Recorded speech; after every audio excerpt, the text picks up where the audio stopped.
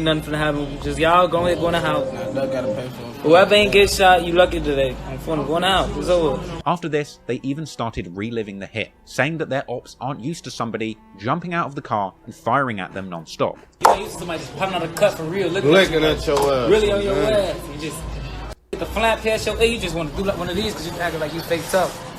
But get the hitting you, damn, this shit, I can't move. Crump getting that there, little before they got you too. Whilst King Von is on live bragging about this hit from another city, O-Block members Moo-Wop posted a picture on Instagram with fellow member Duke saying that they are shooters. LOL, niggas wouldn't even know what type of bond me and this nigga got. Picture speak for itself. Meanwhile, E-Dog from O-Block jumped on Twitter to say that the get back is not over. Just the day after the murder, King Von tweeted saying that the stakes are higher now than ever and that the police have their eye on him. Von later tweeted claiming that his brothers made the new op pack, literally giving direct responsibility for this murder Shout out that new op pack my brothers to made his team. It seemed clear at this point that Von was not only happy about the killing that his friends from O-Block were doing, but he was actively encouraging it, and quite possibly the one giving the orders. Friends of Man-Wan would post outright saying that they believed King Von paid for the hit. Doing all that, tap him up and see if he can get up and all that goof ass. You know what I'm talking about too. Whoa. Do you guys feel that it was somebody from the other side that may have did it, or you think it was like a random act of violence? Y'all watch this shit. Why is that nigga snitching? We know who did it, man. All these in the city did it, man. Okay. They hate us. But they ain't gonna step outside them gates though. But they know.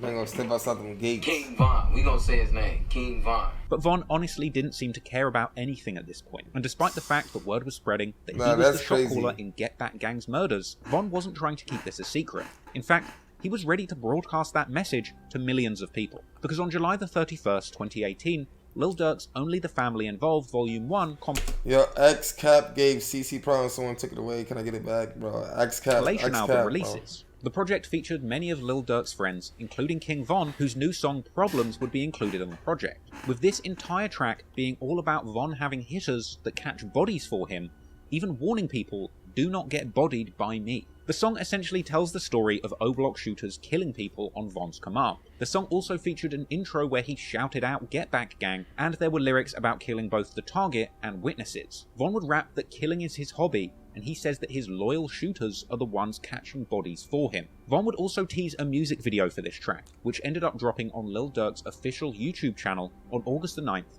King Von's 24th birthday. Meanwhile, Lil Durk was impressed with King Von's murder raps, tweeting that Von was next up to break into the rap game. And this would be followed by Von telling fans that he would soon be dropping music with Lil Durk himself, and saying that he would be switching up and not associating with anyone he used to know. Once this song with Durk drop, I'm acting like I don't know none of y'all. I'm acting for money. I'm changing up. Durk was clearly seeing the potential in King Von's music, and from here, the two of them would be seen together on social media, having a good time and getting the fans more and more familiar with Durk's newest prospect. Yeah, what the you talking about bodies and like that. Mermaid Man, Barnacle Boy. Come on, man. Get your cat dog looking ass on. Get your rat looking ass, big mouse looking ass on. Mickey Mouse. Von was beginning to lay the foundations for a successful rap career, but he also continued to be reckless. Around this time, Von is seen in a viral Instagram live clip telling a small child on O-Block to disrespect Tuka and training him to shoot people in the head with a water pistol. Shoot him in his head. Shoot him in his head. You got a point right here. Boom. Say it. Gotta shoot him in his head. Shoot him. I remember this too. Say Tuka. You shot Tuka? Say Tuka, man. Shoot him again. Shoot him in his head. This is kind of crazy. After this, Von would tweet about having killers around him and posting pictures of his whole crew. And as Von's popularity grew, people would eventually annotate these pictures, speculating on how many people each O-Block member had. DQ O-Block 3 times, Duke O-Block 4 to 5 times, O-Block 7 times, Gleesh 1 to 2, move up 2 to 3, Catfuck 12600 3 times, BJ 1 to 2, E-Dog 2 to 3. Nah, these niggas is fads. Like, had killed. Naturally, all of this reckless behaviour on social media brought even more police attention onto O-Block. By the end of August 2018, the block is hot, and King Von is seen on live observing arrests taking place on O-Block itself, even saying that he has his shoes tied in case he needs to run. And I got my shoes tied. I'm getting out of there. They trying to find the secret recipe to the Krabby Patty secret plankton. They trying to find the secret formula to the Krabby Patty recipe. Damn, they took the truck. No, they ain't take the truck. Eh? Traffic man skirt. We gonna get another, we rich. Y'all can have that one. That's the one we don't even like. They're trying to see what we on. Talking about what's going on. Somebody gangbanging with us, BDK. Von would tweet about not wanting to discuss murders on camera and suggesting that at this point the gang war must be over. But as we'd later find out, the war would be far from over. While King Von was making a name for himself as a rapper, still commanding his shooters from O-Block, he would continue to be associated with serious crimes from a distance. With the next incident involving one of his longest running enemies and a feared op of O-Block's, Wooski.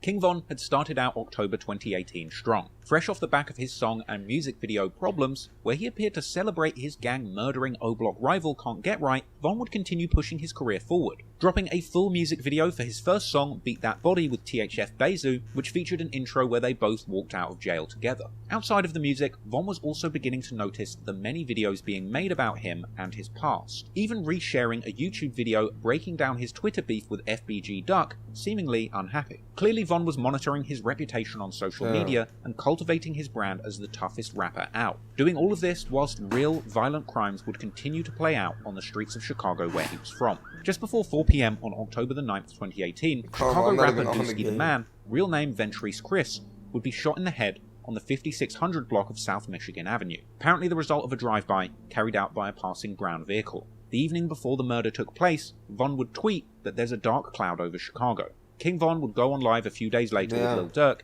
saying that he's smoking Dooski, KI, Tuka, and P5. A lot of Tuka men in the ass like that. Gang. A lot of fat heads of Dooski in the air, a lot of KI in the air. E-Dog in there. A lot of P5 in them in the air. Dyke bitch, big A in the air. Okay, he got his foot up. Know what's going on, Put man. your foot down. Hey, niggas know. Oh, Hey, ain't shit changed, man. you a gangster. Only gangsters eat that. You a P, what you on? You look nice. You looking real like You it's look Channel like a Left. PG like us, a player gangster. Damn, Channel Left man.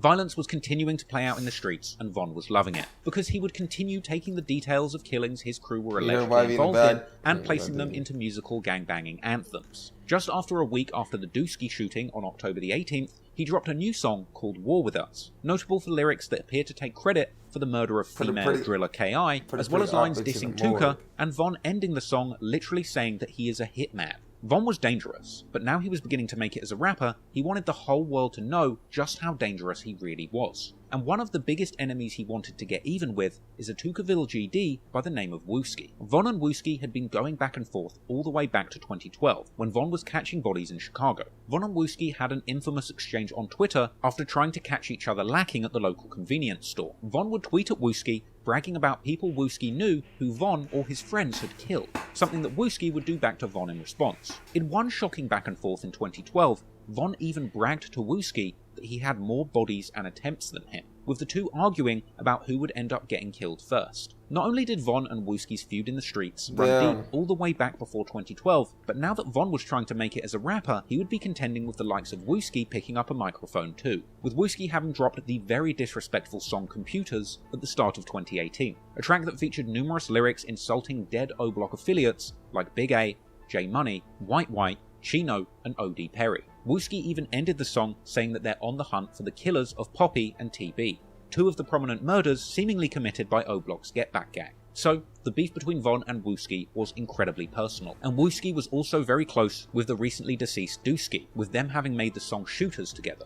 Just a few days after Dooski was killed, King Von and others from O-Block would FaceTime Wooski, telling him that they were going to catch him by surprise. This your big brother, yeah, you know the going on. That's your big brother, you know. I wish I could say one of y'all was my boys. We got all goofies over there. I ain't trying to do it tonight on What's y'all off the courage? What made y'all do it tonight? We gonna surprise. You talking about tonight? We gonna surprise, bro. This is crazy. But you talking about tonight? So, from here, it seems this like is Wooski's crazy. ops hatched up a plot to shoot up Dusky's funeral because they knew that he would be there. On the afternoon of the 22nd of October, at Dusky's funeral, soon after this picture is taken, a car turns up. People jump out of that car and begin shooting into the crowd outside. Wait, so that was the outfit he wore? This picture is taken, a car turns up. People jump out of that car and begin shooting into the crowd outside the church, firing indiscriminately, but looking specifically to kill Wooski. 6 people were hit in this shooting, with Wooski himself being shot in the head, but he would miraculously survive. Only a few days after the shooting, Von would begin tweeting, I kid you not, comparing himself to Jesus, and then tweeting, laugh now, cry later, and game over, we won, with fellow O-Block shooter Muwop retweeting and agreeing with this. Over the next few years, Von would go on to drop numerous disrespectful lyrics referencing the shooting of Wooski, like on the track Grandson for President, where he raps that Wooski got shot in his head and now has to take medicine for his injuries. Von would rap on the song GTA, Who Shot Wooski? How Would I Know? Von also rapped on the track Go and Get 'Em that he will be at your funeral on time to give your mother a tissue. And then there's the lyrics on his track Back Again, where he literally says that he slides at funerals, shoots everyone outside. At your funeral, I might just slide, rest in peace, nigga. Shoot up everybody that's outside. I bet Wooski feel this one. I bet Wooski's still twitching. He changed something different. I got clips like Mel Gibson. All food with none empty. And that Wooski is going to feel this one. Going on to say, I bet Wooski's still twitching. He changed something different. Those are some of the most disrespectful lyrics I have ever come across, but it's also incredibly self-incriminating. It's honestly insane that Von was getting away with stuff like this, but it really was this kind of raw and real content that attracted so many people to his music, whether or not they even knew what he was talking about. From here, Von would continue to mock Wooski throughout his career, posting disrespectful pictures to him on Instagram on a regular basis. But ultimately, despite being literally shot in the head, Wooski is still alive today in 2023 and still posting on Instagram. In fact, Wooski would indeed outlive King Von, just like he had promised him on Twitter in 2012, the day before Boss Trell died. But for the time being, Wooski would take a step back from the beef with Von and O-Block, and a newly charged King Von would go all in on his rap career, continuing to roll with Lil Durk and going on to record song after song about living the lifestyle of a shot-calling killer. But unfortunately for Lil Durk, rolling with this loose cannon would soon be causing him problems too, and it would only be a matter of months after the funeral shooting that Lil Durk would find himself in a car with a trigger-happy King Von, perhaps succumbing to peer pressure and picking up a gun of his own, with Lil Durk making a split-second decision that would nearly cost him his career and freedom. Sheesh. Nigga Von almost put that nigga Durk in trouble. Wooski, King Von seemed to be worried about his reputation, tweeting that the past is always coming back to haunt him, and saying that he's not a murderer, not a rapper, not a scammer, just handsome. But also tweeting that if you play with him on the internet, he's going to your house. Perhaps behind the scenes, Von was beginning to struggle to manage his reputation. Now he was becoming a legitimate rapper in the music industry, he might have been worried about his past as a killer getting in the way of his new plans. Von said that he was having nightmares during this time, and that he was popping pills to cope. There'd be a few interesting exchanges around this time too, like a Twitter conversation between Von and his baby mama, where Von joked that he would put her on the news, and then backtracking, having to deny being a killer. At this point, Von was clearly concerned about his reputation, and was on edge to even joke about being a killer. But one person who wasn't worried about Von's reputation was Lil Durk, who was doing everything he could to put King Von on during this time. In mid-November 2018, Lil Durk previews King Von's upcoming song, Crazy Story, on his Instagram. Fans knew that something huge was coming. Lil Durk was taking Von to parties to rub shoulders with other huge rappers in the industry, like YNW Melly and Roddy Ricch, even taking an enthusiastic King Von to the studio to hang out with Gunna. Hey, Durk, yo, Gunna, Shalom. Okay, took him, man. Durk would even bring King Von along to his this nigga trying to tell Gunna what he's smoking. John, this nigga was telling Gunna what he was smoking. Like, yo, no, this nigga Von is funny, bro. Durk's November 2018 visit to the Breakfast Club being one of the first times that the mainstream music listening public got a glimpse of King Von. And this would end up being a legendary appearance. Clearly doing all he could to put the spotlight on his friend and artist, Durk had brought Von onto one of the most famous rap interview shows in the world. What's your artist name, bro? King Von. What's up, sir? What's up, John? Welcome, welcome, welcome. Dirk would tell Charlemagne that he wanted to sign Von because of the backstory behind him, with Charlemagne not being quite prepared for the realness when Von started talking about beating his murder charge. What made you want to sign King Von? Cause he got a whole story behind him. What's the story? What's your story? My story, I just got out of jail for just beat a body in 2 attempts. Like, So you was in jail for 2 murders? yeah, 1 murder and 2 attempts. I just beat. How you beat that? What you mean? I mean, you didn't do it, clearly. But I mean, like, how? I mean, like, you know, jury, yeah, look, you know. In the interview, you can visibly see Lil Durk trying to look out for Von, covering his tracks after Charlemagne began asking Von if he actually did the murder, with Dirk butting in, saying that Von beat it because he didn't do it. You gonna beat it. You gonna beat it if you didn't do it. That's all. Von would go on to say that he can't get a normal job in Chicago because he's done so much dirt in the streets that if he was seen working a normal job, he would probably be killed on sight. It's like, I can't work no job in Chicago, you see what I'm saying? Like, it's just, Why not? Why couldn't you work a job in Chicago? I got a face card. Like, I can't. Oh, I got you. People like, know you. Say if I'm behind the counter at McDonald's, somebody coming out there, do something crazy. You know? Yeah. Then, at the end of the interview, as Von was explaining to Charlemagne that he had no plans after jail because he's got no experience doing anything, suddenly Dirk begins to cough, seemingly giving Von an indication not to say anything incriminating about his former life as a killer. What other plans did you have other than rap? I ain't had no plan. That's the thing. Like, you get out, you got a lot of shit on your mind, so you getting that. What to do. It's like, back to the streets.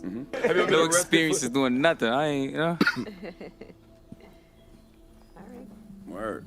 This interview was also the perfect opportunity for Von to promote his upcoming hit song, Crazy Story. Crazy Story drop, like, sometime this week coming up.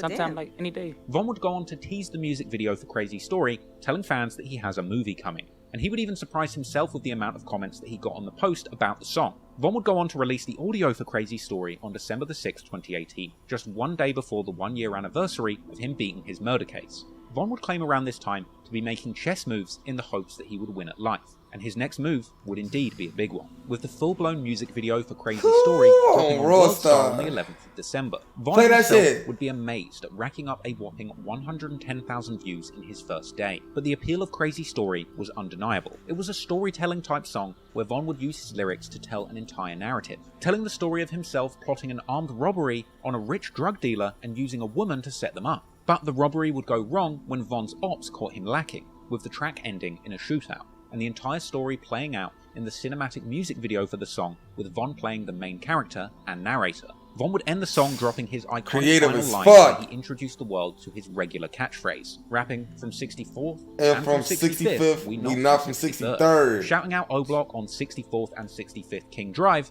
and dissing his ops from 63rd and St. Lawrence and Eberhart Avenues, aka Tucaville. Dissing 63rd would become a massive part of Von's brand, and he would even later be seen selling merch showing the street sign for 63rd with a big cross over it. And the popularity of the song Crazy Story had Von's fans all over the world dissing 63rd without really even knowing what it means. Crazy Story was distributed by Lil Durk's OTF label and racked up a whopping 3 million views in a week. This is a huge hit, and today it sits over 69 million views on YouTube. Von was on a high after dropping Crazy Story. The week after the release, he would tweet a picture with the caption saying that people see you shining and forget that you're dangerous. And from here, he would make numerous tweets suggesting that the money was finally rolling in. At the end of December 2018, Dirk would hop on an Instagram live with Von with a big stack of money celebrating the success of their release. Oh, what's that? I got a drop on the flex.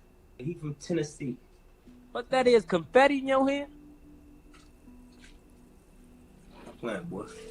Don't throw that. Hey, you gonna break some of that out. Don't throw that, bro. Then in the new year, King Von would begin performing his hit song at live shows, even reacting on Twitter to his new song playing on the radio, suggesting that some people might have been shocked when they heard him coming out of their car stereo. Von felt like he had tweeting that even his mother was finally proud of him and saying that he felt truly blessed for the position that he had reached in life. But some people in Chicago were surprised. Now King Von was being played on the radio, doing interviews with The Breakfast Club, and becoming a household name. Some people who knew him in Chicago for being a ruthless shooter, the crazy life. There was actually a really interesting Reddit thread asking people who knew of Von before 2017 to share what they thought when they saw him getting success in the music industry. Wait. Some said that they thought Hold on. When he dropped his first song, I was like, this nigga ain't making it nowhere. Then he kept getting better. I'm like, damn, this shit like a movie or Keen something. to share what they thought when they saw him getting success in the music industry. Some said that they thought when he first started rapping he wouldn't get anywhere, but then when he kept progressing, it seemed like his life was a real movie. Whilst another person would say, 100% I could not believe it. When Dirk took him on Breakfast Club, it was so surreal, and he almost admitted to murder on there too. But still, I never thought he would blow up. Then Crazy Story came out and started picking up steam, and it was like, dear God, this literal gang assassin is being played at NFL stadiums. Off the back of the success of Crazy Story, King Von would begin going even harder in his music, with his next track getting even more disrespectful to the ops. On January the 9th, 2019, Mimo 600 and King Von would drop their new track, Exposing Me, and in the song Von mentions Wooski getting shot in the head. He says that he's put in so much work in the street that Get Back Gang will now look out for him. He says outright that he was a killer before the rap, and saying, I swear I killed her, broke her back, a possible reference to K.I.'s murder. He would say that he's smoking Tuka and Lil Mark, and Von even shouts out an old friend from O-Block, DQ, as his shooter, suggesting that he will call a hit and have DQ shoot someone for him. It seemed like the more violent and real Von's music got, the more fans flocked to him. But since the success of his Crazy Story, and being brought under the wing of successful Chicago drill rap legend Lil Durk, Von was spending a lot of time away from the mean streets of Chicago that he had rapped about, instead beginning to get used to living the high life of a successful rapper like Durk. Rather than jumping in stolen cars and doing drills, Von was seen with Durk jumping off of luxury yachts, seemingly surrounded by people who knew his reputation well. Okay, Durk, yo, it's on you now. This Durk scared. This scared. Okay, Von. This scared. Yeah, I'm a bitch. Look at Von. He too scared. Get wild, B-Roy. They talking about Von, he scared to jump. They're out here talking about you, all that savage, and you scared to jump in the water.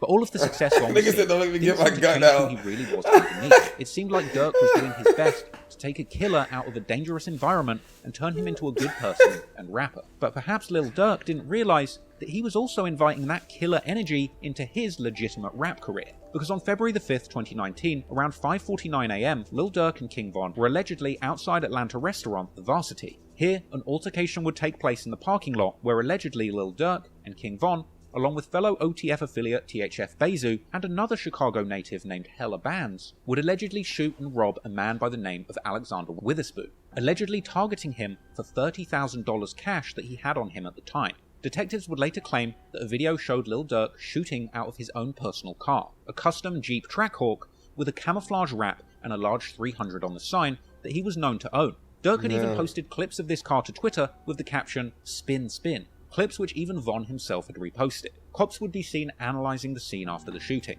and the local news would report on the shooting before even becoming aware of these famous rappers' involvement. Police found several shell casings in this parking lot. The Varsity was closed at the time this happened, around 5:45 this morning, but this club across Spring Street was open, and one patron who was parked in the Varsity lot to go to that club told me what he went through. The man from Chicago, who goes by Gutta, returned to the Varsity parking lot this afternoon to change the tire and assess the damage on his cousin's car after it was hit by bullets. Tired, exhausted, wild night.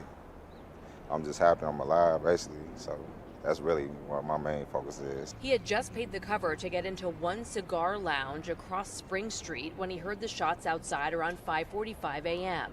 He says people hit the floor and he hid in a bathroom. Police say a 23-year-old man was in serious condition when he was rushed to the hospital after the shooting. They are now looking for a dark-colored SUV. They are doing anything they can to help Atlanta police. The afternoon after the shooting, Von would post up on Twitter with a handful of cash and a gun on the couch next to him. Later on, posting a tweet saying you never know who's gonna snitch when the cops come.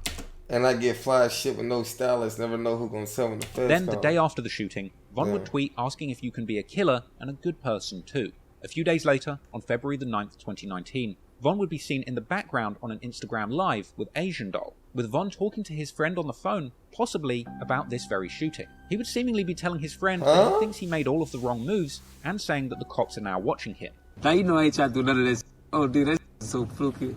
We just did the wrong shit. That's why I tell you, I gotta get it together. That shit was fool. You just feel like you made all the wrong moves, you know, on mistake. We just was tweaking on foot and that shit, you know. We just got to be tighter last time for them. Nah, you understand? See that look? See, that's the part I was there. Like, everybody be tweaking with me on, oh, you know, Jason, them all in my head tweaking with me, telling me about this, that, and that. But I ain't letting you know that. I'm just letting them tickle me and trying to make sure everything decent. All the time you don't be seeing all that part, man. I'm arguing with the man about putting on. I'm arguing about the man for sure. About the man. He said that, man, I'm all in there putting it on. I gotta shoot. I'm all on the stage. I'm about to be everywhere again. Nah, this nigga is, this is crazy. And you think I'm just You talking about where the fuck he get that accent? Yeah, they be tickling me, boy. I'm feeling that shit on me. I don't understand him sometimes, y'all. Either. Man, you worry about the run. That's little shit, man. That's what nothing you need to think about it, talk about. Just everything happened fluky that day. Oh, it's fluky. Yeah, I know that I'm swinging you in the truck with us on phone when I get out right there. But you know, I'm high and thinking about it. But clearly, Von wasn't too worried about the cops watching, because he would tweet on February the 21st that he was ready to catch another body. And the day after, Von jumps on a reckless IG live with fans, showing off all the money he had apparently made from features, dissing Tuka, and saying that he's not a rapper, just a gangster who raps for the money. Hey, this feature money, you know, I just picked this up, little folks. What, you about to drink some, smoke some? No, I'm gonna smoke Tuka. You know who Tuka is? No, what is that? That's him. Oh my God, this is a fan. He been dead for a long time. You don't know Tuka. The rapper. Man, I'm not a rapper. Yo, what? Nah, I'm a gangster. I just rap because they be giving me money for it. While cops were slowly piecing together the facts about the shooting, he was continuing with his rap career, without sparing a thought to how much self-incrimination he was doing to himself at the time. On February the 28th, Von drops a feature on Dari's song, Gang Only, where he raps he has a lot of bodies, even saying that on his first murder, the victim thought it was a robbery. Around a week later, on March the 5th, 2019, King Von's song Wait unofficially leaks. That track has some brazen lyrics, where he says that he has more bodies than the killer from Scream, as well as admitting that he shot up Dunbar School with L.A. Capone, something he had tweeted about prior. He would also say that he remembers his first murder and saying that he missed a bunch of shots, but now his aim is better. And while these demonic tracks are circulating online, King Von and Lil Durk are having a great time flexing on Instagram Live and fighting over who has the most money and designer clothing. Hey, you saw me flexing earlier? No, man, I was too big. Nickname Popeye. Popeye, no spinach. Yeah. Come on. Hold on. I was too busy. No. Get your that's some what? I just what? know. What? Damn. I don't play. I just married myself to death. You flash. That's no matter though. You over there with 20 on? Huh? You over there with $20? Don't try to count my don't count my pockets on phone number. Hey, but you on the damn? You do it too much. Them BBS's in them things. That's a couple belts. Hey, I'm saying. $5.50 a piece. You still flexing? Hey, got these Chanel. Damn, I need to get money like this, bro. Like $5.50 a piece and marrying himself to death, like. Later on in this live, Von would joke to Lil Durk, saying that he was smoking on Lil Mark and Tuka. I'm right here kicking with Lil Mark. Dirty ass. Dang. Marky. That shit we so much yesterday, man. I Marky. never would sleep in the studio. Lil Mark. Tuka, nigga, y'all know what the f going on. I don't know about this. But at this point, King Von was playing huge concerts to massive crowds, and selling verses to other rappers all over the country and making headlines in major rap publications. King Von would tweet around this time. Wait, what did that title say? Making... King Von's cousins is a bloodthirsty revenge tale that slaps. He ain't lying, wait till I drop the video. Headlines in major rap publications. King Von would tweet around this time that he was scared to go back to jail and hoping that he wasn't making the wrong decisions, and suggesting that he was worried that if he did go back to jail, all his new friends would leave him behind. But no matter how far Von got into the rap industry, he just couldn't stop toting guns and thugging. At the end of March, Von was seen riding around with thugging, toting a big strap for any ops that might pull up, even joking about having more bodies than anyone in the car and saying that he's about to get indicted and go to jail for a long time. Stop playing me on both of them grams.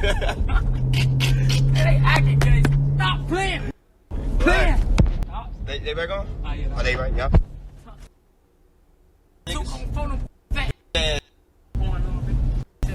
King Dave. Up and down we go. And I got more voice in there, but got this low back up, man. getting tighter than this. Wait. It's over? Look, you know I'm coming out. Look. Nah, this nigga Dirk is had levels trolling. behind the wheel, driving incredibly fast in that Jeep Trackhawk, with Von seemingly in fear of his life and joking that his gun is about to go off. Hey, that's up good. Up and down we go. I want to go crazy. And this whole king. Whoa.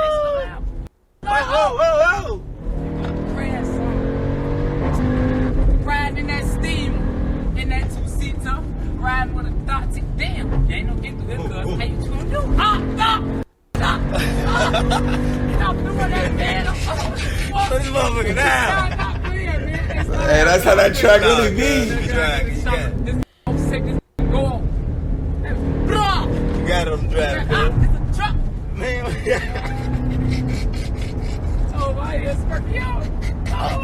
I'll talk to my fans for this. Yeah. I love y'all. Hey, everybody on here. I love y'all. What you talking about, boy? Hold on. Oh, man, Slow down, cuz. Where you going? Slow down. Cuz, slow down, cuz. Slow down, cuz. I thought the slow music was gonna work. Hey, cuz, y'all motherfucker been scared as hell. Doing 300 on that motherfucker. I'm sweating. Your life flash before your eyes. Hey, Chopper, so y'all screaming. He said, shut the f up. What happened to my seatbelt on? Hey, back seat with my. Damn, my seatbelt don't work. Hey, tell seatbelts in this work. Chopper, so shut your crybaby ass up. I better get this young ass on. It's fucking cool. Oh, there you go. No seatbelt, bro. You hear that motherfucker? Yeah. Seatbelts don't work in this car. You trying to put the seatbelt on, bro? Yeah, but I'm moving around on the back seat. I wouldn't chase me in this. Down the ride to my area. Now you back talking that games. You just screaming. You just screaming like a little. Ain't no with me. You just screaming. You text you talking, I love you, bro. How's that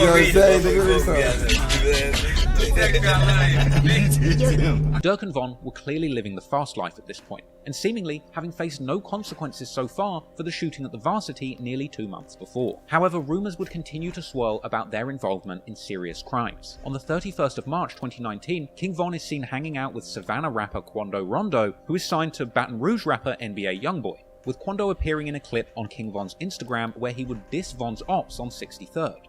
I'm saying though, they are 63rd. Dirty ass. Hey, listen though, man. 64, y'all 63rd over there. This is so crazy to me. It seems that back then, Von and Quando Rondo's camps were pretty cool with each other. That very same night that he was with Quando, Von is seen hanging out and hitting the stage with Lil Durk. Von would tweet a picture with Dirk, along with a caption saying they've got to stay focused because their enemies envy them. The same day these pictures were taken, an altercation would take place at the Hidden Village Apartments complex in Atlanta. A man named Tyreek Livat was shot dead, with the news reporting a total of 5 people shot, the result of a huge shootout. Apparently, a large fight had broken out between 2 large groups, and an hour after the fight, one group who had left and returned got into it again and begun shooting, with 5 people being hit in the altercation, and Tyreek, unfortunately losing his life, being found dead by police in the parking lot around 10:30 p.m. The police would say that the shooter goes by a nickname, but refused to disclose it to the press, with reports on this incident making it to the TV news the following day. Now to a developing story. A shooting leaves 1 person dead, 4 others injured. This happened at an apartment complex in southwest Atlanta. Latasha Givens is live outside of Grady Memorial Hospital. Latasha, what are we learning about their conditions this morning? Well, Christy, police tell us this all started at a house party last night on Landrum Drive. They tell us a fight broke out between 2 large groups, and at some point a man opened fire, hitting 5 people. Let's take a look at some of that video from last night. Police tell us 1 man was found dead at the party, while 4 others were rushed here to Grady. We're told that the victims' ages range from 17 to 20, and the victims are all male. Investigators are trying to determine a motive and what happened leading up to that shooting. After this, a rumor would circulate suggesting that King Von and THF Bezu had something to do with the shooting. However, Lil Durk would tweet never, just a couple of hours after the body was discovered, followed by tweeting protect the money at all costs the morning after. Von would tweet the following morning that you can do everything right and there's still You could do everything right and they still gonna try to find a way to bring you down. Going to find a way to bring you down, dissing somebody that he doesn't name. Meanwhile, another member of their entourage, Mimo600, would tweet the day after saying that people will end up on the news. For the record, there's never been any concrete evidence to indicate that Von, Dirk, Bezu, or any of their entourage had anything to do with this killing. And Tyreek Livert's cousin would actually do a YouTube interview saying that he also doesn't believe that Von had anything to do with the killing either. They said King Von killed your cousin.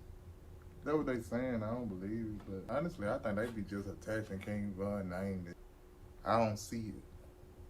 I don't see it. You know, you could be with Dirk with all these fancy and you know what I'm saying. Then you over there, like, you know what I'm saying. Then it don't add up. It's highly likely that this incident had nothing to do with Von Dirk, but that didn't shit. stop people all over the internet making King Von body count articles and videos speculating as to whether King Von was responsible for this murder too. None of this proves Von was involved, but what it does prove is that even if he wasn't involved, his reputation as a shooter would have the fans and public pointing the finger at him regularly. But as the weeks went by, Von would continue to go about his life, whilst the cops would continue building the case related to the original shooting at the Varsity. On April the 1st, the victim in the Varsity shooting, Alexander Weatherspoon, would end up being booked into a Chicago jail on unrelated charges of possession of a stolen vehicle. It seemed like the police were slowly getting closer to having something concrete, but King Von just didn't seem worried about attracting the attention of the authorities. In a social media clip uploaded on April the 2nd, 2019, King Von recorded himself singing in the back of a car with Lil Durk,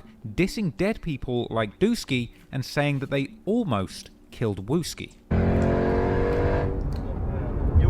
Here we go again, here we go again, back on the road again, back on the road again, right down the avenue, right down the avenue, we catch you and you through, we catch you and you through, I don't wanna talk to you, I don't wanna talk to you, I don't really shoot, I don't really with you.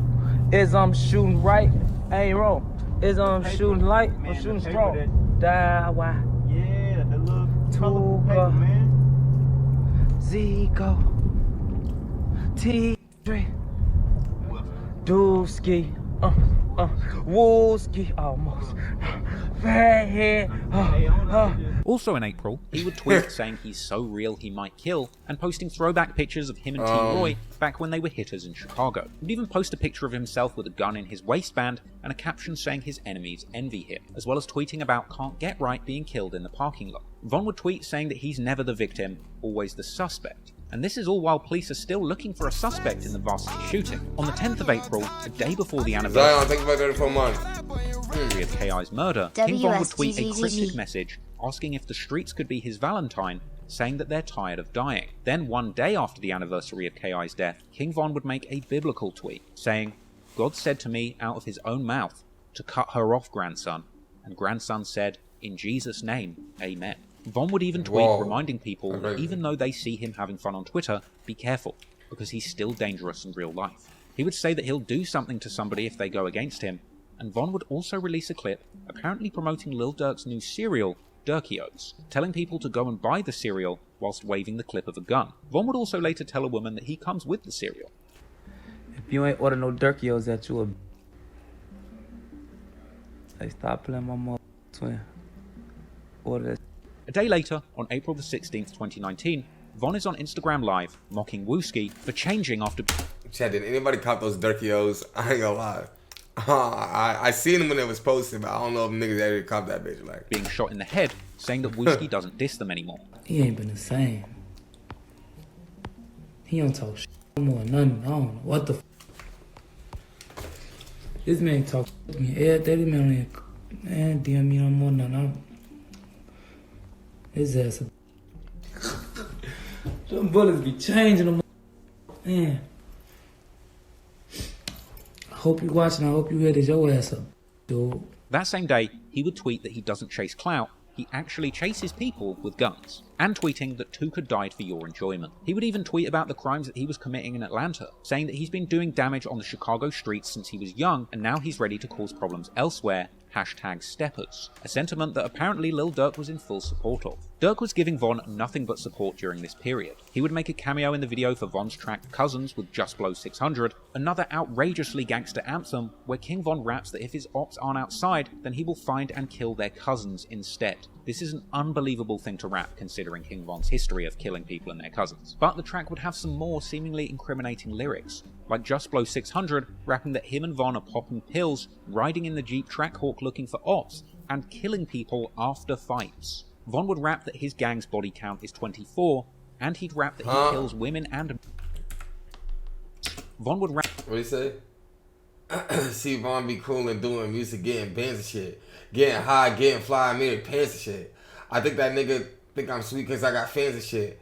Body count like 24, but who you playing with? Rap that his gang's body count is 24, and he'd rap that he kills women and men and can't tell the difference. And Von would even promote the video for Cousins with a hilarious tweet, telling fans that if their cousin is cool with their ops, to go to their auntie's house right now and kill them. King Von's first tweet after posting that song was warning his ops what he would do to them if he catches them without... Yo, Elijah, thank you for the 9 months. After that, Von posted a picture of himself eating cereal and tweeting about having killers that want him dead and killers that look up to him. Von was also feeling generous around this time, tweeting that he had given his mother a Gucci purse and $10,000 cash, as well as openly tweeting that he still robs people. Von would even reply to a troll who asked why he's robbing people when he's a rich, successful rapper. And Von actually replied to this, saying he robs people because he doesn't want to spend his own money, he wants to spend somebody else's. But even if he was robbing, Von would soon have... This nigga is all the way. Collaboration with Lil Durk, Crazy Story 2.0 on April 29th.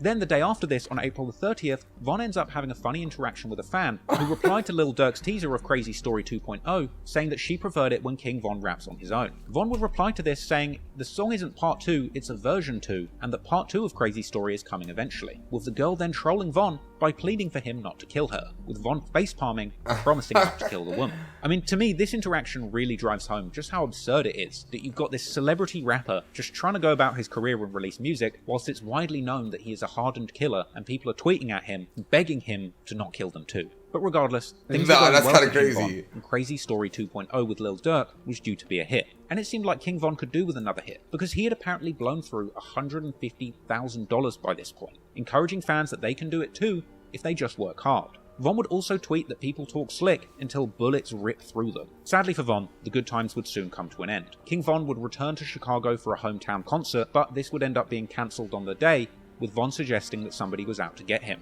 And then, on May the 4th, 2019, footage would emerge showing a huge force of over 30 Chicago police officers raiding O-Block to arrest King Von, with Von himself being arrested in dramatic footage where he was tackled to the ground, with an enraged mob of his friends accusing the cops of stealing his chain at the scene. And the cops even had to draw assault rifles on the crowd to keep them at bay whilst they arrested Von. In addition to those clips, the full body cam footage of King Von's arrest would later be released.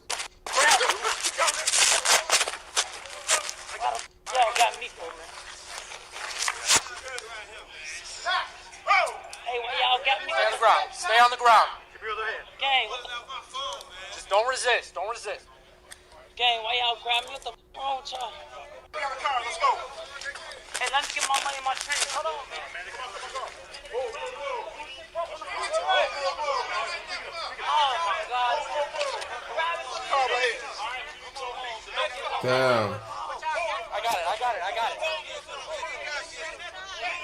Damn, they swarmed his ass.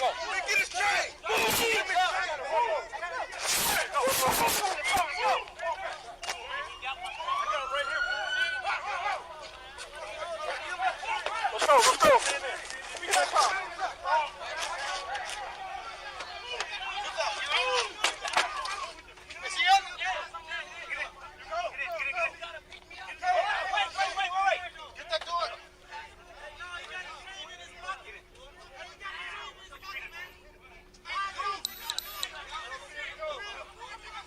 Damn.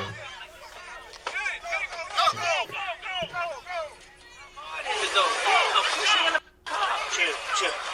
No, this is my leg. Okay. Let's go. I'm just gonna put him in here. We're good.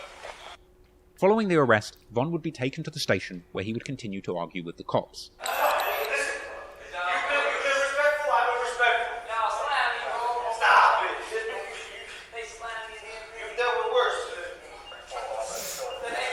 Damn. We got your chain, big bro. This is not crazy.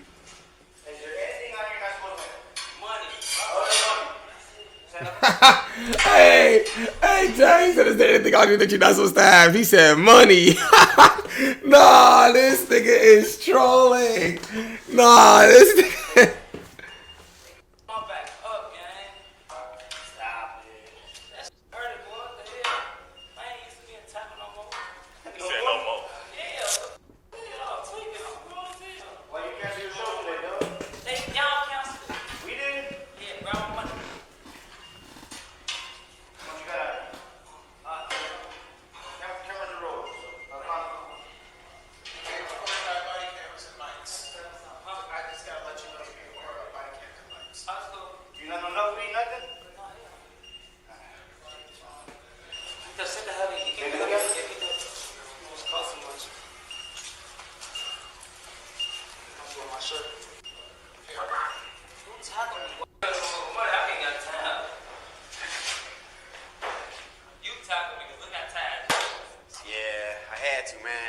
I seen you. I have to get you out the way quickly. Nigga dumped him up.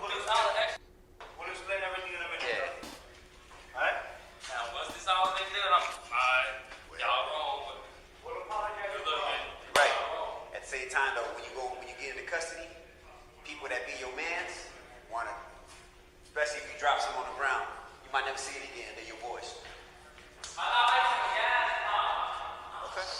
Nah, he gonna see that chain After again. Von's Nigga, that's arrest, Von. his furious mugshot would later be made public, and he would remain in jail for a significant stretch of time. Lil Durk would react to the news, tweeting "Free Von" with a sad face. But only the week after Von is arrested, something unexpected happened. On May the 11th, 2019, the fourth person who was in the track hawk on the night of the shooting, Hella Bands, would be suddenly shot and killed outside of a Miami nightclub before facing any charges, with a Miami Beach spokesperson revealing that Hella Bands was also wanted in Atlanta for attempted murder and armed robbery. After Von was picked up in Chicago and waiting to be sent back to Atlanta to face charges, 2 days later, on May the 13th, 2019, THF Bezu would also be arrested in Chicago, charged with being a fugitive from justice out of state, once again in connection with the Atlanta shooting. For the meantime, it would only be Von and Bezu in jail, with Durk remaining free and tweeting "Free Von," as well as an RIP to Hella Bands. Von would be transferred to Atlanta to face charges in connection with the shooting on May the 17th. And as usual, his sister ran his social media accounts, keeping fans updated with pictures of Von in jail. But while Von was behind bars, with his mentor Durk free, his career would keep rising in his absence. Only a couple of days later, on May the 20th, 2019, Crazy Story 2.0 drops with that Lil Durk verse. That means this Durk remix was on the of run Crazy damn Story near, had but they King couldn't Von get and his Lil ass. Durk going back to back over the original booming Crazy Story instrumental. Crazy Story 2.0 was a huge street hit, and today sits close to 100 million views on YouTube, and even landed Von his first entry on the Billboard Global 200 chart. Unfortunately, the Atlanta shooting case would also catch up to Lil Durk soon too, with Durk tweeting at the end of May that he was turning himself in and sitting down for a TV news interview where he revealed that he was turning himself in to face these charges, and that he was also releasing a song called Turn Myself In. You're about to surrender as we speak. Yeah. How come? Because I have nothing to hide. Like, I have nothing to run from. You are crazy.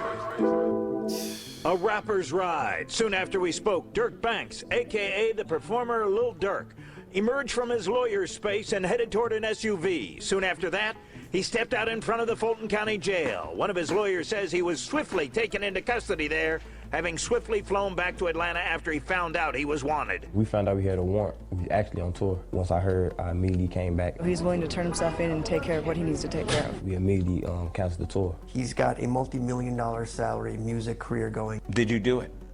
Did you shoot this man? Did you commit the other crimes of which you're accused? No. Warrants involving an incident in February on North Avenue involved charges including criminal attempt to Fuck you commit thought he was murder gonna say, and yes? aggravated assault. One document Nigga's indicates that delusional. Atlanta police investigators said to the best of his knowledge, Banks was employed or associated with a criminal street gang to conduct or participate in gang activity, shooting at the victim while co-defendants shot and robbed him. I had a bad background, just growing up as a child, about father being incarcerated for 25 years, 26 years. So I had a rough past, but like me moving to Atlanta, I just thought that just changed my whole identity of thinking. After Dirk and Von were in custody, an Atlanta judge revealed that they believed that there was enough evidence to charge both Dirk and Von in the attempted murder, and Dirk and Von would be seen in an iconic televised court appearance. Today, Little Dirk appeared in court where a judge ruled there was enough evidence for him to go to trial. The rapper and Bennett listened to the evidence against them in court. The APD says they used at least 5 cameras from local businesses, including this BP, as well as I want to see that camera footage. I ain't gonna lie. I want to see it. It's over with now. Shit, you might as well leak it. Detectives from Atlanta and Chicago testified in the criminal case against rapper Lil Durk in Fulton County Court. They say around 5 in the morning on February 5th, Lil Durk, whose real name is Dirk Derek Banks, and his co-defendant Devontae Bennett were seen on camera involved in shooting Alexander Witherspoon. He said his chain was snatched off his neck, and he had $30,000 stolen from him, and they stole the vehicle he was driving. Police say Banks was seen on tape shooting a gun. Apparently, their defense team were looking to put forward a self-defense plea with the suggestion that it was the man who was shot who actually initiated the altercation. Then, after some legal back and forths, Lil Durk would be granted the opportunity to get out of jail on a $250,000 bond. Following this announcement, Durk was seen running out of the jail and telling fans that Von is getting out tomorrow.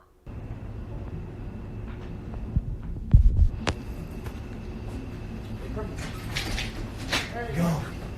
We out here. We out here. Yo, what's up? I'm getting fired with the motherfucking pocket, yeah. They told me 15 minutes, I'm gonna be 30. I'm sitting there. Oh, we were still waiting on the driver to come though. Just hop in, we waiting on the driver. Hey, tell me, hey, you can just stay right here. Another car's about to pull up. No, you can just go. I'm back.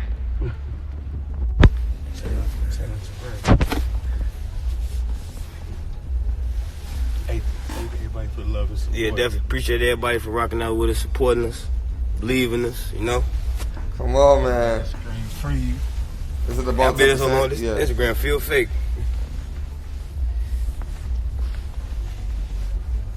Vaughn will be home tomorrow. Dirk was back, and he would eventually open up about his time in jail after his release, with his lawyer saying definitively he is not in a gang. Then when you get in type of that, in a predicament like this, you would sit back and be like, damn, like why I ain't never do this more? Why I ain't never do this with my kids more? Why I ain't do this with my pops more, or my mama? You know what I'm saying? So it just set me down, so I just understand life more. A member of his legal team says slightly more than 2 months after he surrendered to W lawyers, Shad. W fucking lawyers. Beating that shit like Rocky, man. Did a book bag giveaway Sunday in conjunction with the Atlanta Entertainment Basketball League, where kids can watch NBA players and others for free. Because it was the right thing to do, though she knows there will be critics. It ain't nothing new pop up in the case. Yeah, LSD, thank you for 25 months. Because of the serious charges he faces after a February incident on North Avenue in which a man was wounded by gunfire, including criminal attempt to commit murder. We'll fight our case in court. And a gang charge. Lil Durk validated himself as having a gang affiliation, right? Allegedly, right. Among others. Being from South Southern Chicago, essentially you have to choose a gang for your safety. You don't choose a gang, you can be killed just for not being in a gang. Is he currently in a gang? Very true. Absolutely not. He moved to Atlanta to get away from the gang life. Of course, chat, is Little Durk in the gang? Of course not. He granted a $300,000 bond, being released on June the 22nd, confirmed by a tweet, of course.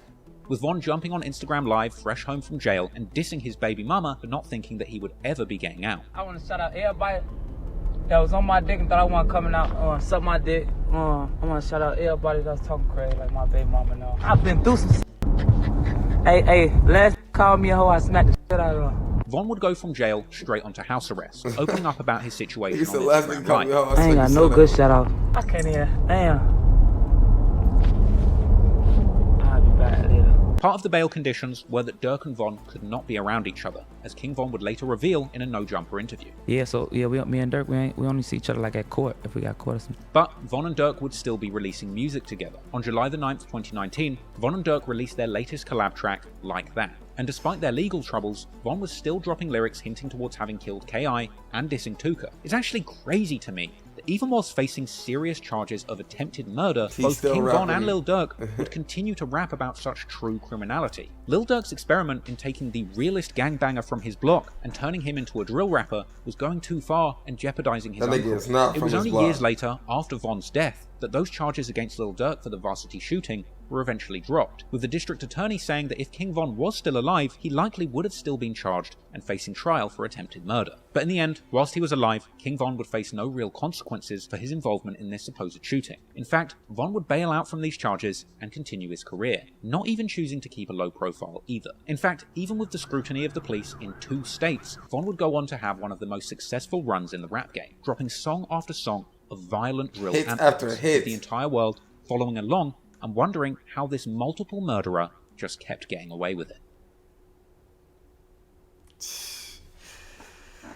Once the hip-hop world saw King Von next to Lil Durk in the courtroom in shackles, he quickly gained a reputation as one of the realest street rappers in the rap game. For some people, seeing Von in court with Durk, one of the most famous rappers in Chicago history, was their first introduction to him. However, for anybody that looked closer into his history, discovering the murder case that he beat, or as many as 7 people he was rumoured to have killed, they would be easily convinced that King Von might just be one of the most deadly and dangerous people to ever pick up a microphone. And King Von wasn't just a killer who had gotten away with his terrible crimes, but he was seemingly willing to rap about them for the whole world to hear. Von's next release after getting arrested with Durk would be his May 30th, 2019 feature on Izzy Black's song Straight Facts, with this track being yet another self-incrimination fest. Von raps on the song that he used to do murder for hire, and he says that he shoots people in the face and is 7-1 on beating murder cases. Von even ended the song saying that the last person that came to his street got killed. With lyrical content this dark, violent, and frankly self-incriminating, it's hard to believe that King Von would go on to achieve mainstream success in the rap game. But his music was undeniably good, despite the murderous messages behind it. He genuinely had a talent for taking these dark experiences he'd had in the streets and making them into songs that painted a vivid picture. And celebrities would soon begin discovering his music and promoting it without a full appreciation of the stories behind the songs. Von would end up getting a huge career boost when basketball star LeBron James' son, Bronny, would jam out to Von's original anthem, Crazy Story. With Bronny even passing Von's music to his father, the nigga Von was nice. End up becoming a fan of playing Von's music during his workouts. He's While nice. Von spent close to 2 months in jail in connection for the attempted murder in Atlanta, he would spend some of that time behind bars writing some of the biggest songs of his career. And when he got out, he would go on the run of a lifetime, taking over the rap game with his new songs and buzzing reputation as a real shooter. Priming fans for the upcoming release of his debut mixtape, Grandson Volume 1, Von promoted it with an Instagram post pondering if the people he killed spirits follow him around until he dies, and also tweeting that by the time people work out what he's done,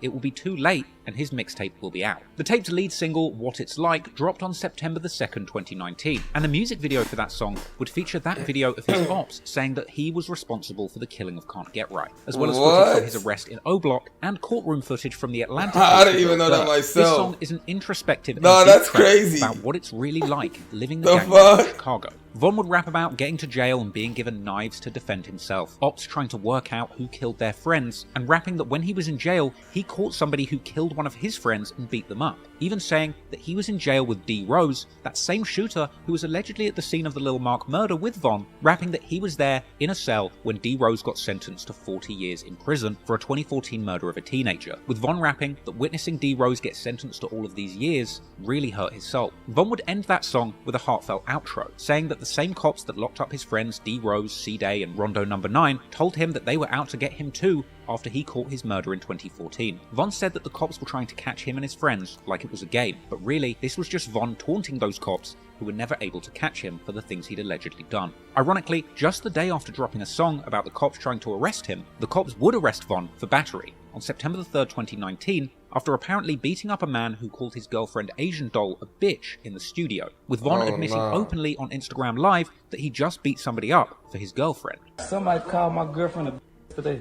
Tell him what happened to my hand, bro. Overbeat his ass. Von would be in jail and not posting his own Twitter account for just over a month. But while he was inside, his music kept releasing, all in the lead up to his Grandson Volume 1 mixtape. On September the 10th, 2019, Von would appear on a song called For a Fact with another rapper called Sim Santana. And on this song, Von would rap that he's killed and would do it again, as well as a lyric where he says that all of his bodies are headshots, and that tweeting about the murders has attracted the attention of the cops, as well as lines about catching ops and killing them by bus stops, seemingly a reference to the death of Little Mark. But it would be 3 days later when Von would bless the fans with the song that they had been truly waiting for, as Crazy Story Part 3 was finally released. This was another op-shooting, storytelling anthem, and the most significant release leading up to September 19, when his Grandson Volume 1 mixtape would come out. This was a roaring debut for Von, with the project landing at number 75 on the Billboard 200. And this project had some crazy song concepts, like the track F Your Man, which is a love song, where Von raps about seducing a woman with a boyfriend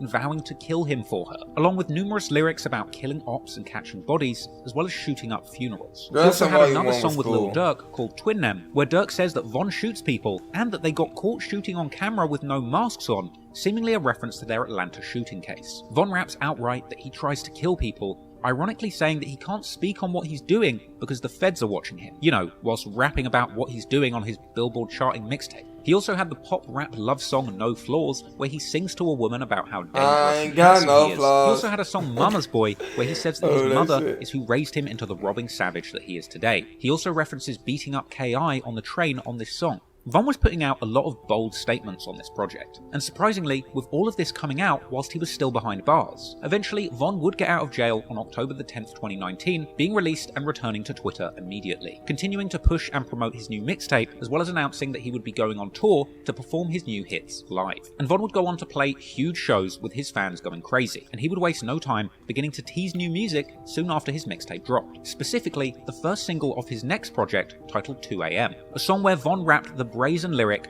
"Can't put no more guns in my videos, cause the ATF and DEA know they ain't props." And after this release, Von would claim to be receiving multi-million-dollar record deal offers. But while Von was getting more and more famous, so too were the rumors of him being a real killer, and his incriminating lyrics weren't helping matters either. During this period, it seemed like Von would simultaneously be claiming to have really done all of these murders in his music, but then at other times being desperately trying to convince his following that he never did anything. On his November 29th release, the song Rollin' with fellow rapper and accused double murderer YNW Melly, Von would rap that he has killed so many people they should call him Rambo, and saying, "I did it, but it wasn't me," which perfectly sums up his attitude during this time, jumping on songs and saying over and over again that he really is the killer they say he is, and then jumping on Twitter to say that he would never do anything like the rumors say he did. He would tweet after this release saying that somebody is trying to send him to jail every day. And in December, Von would appear prominently on Lil Durk's Family Over Everything compilation album for his OTF record label, with the front cover of this project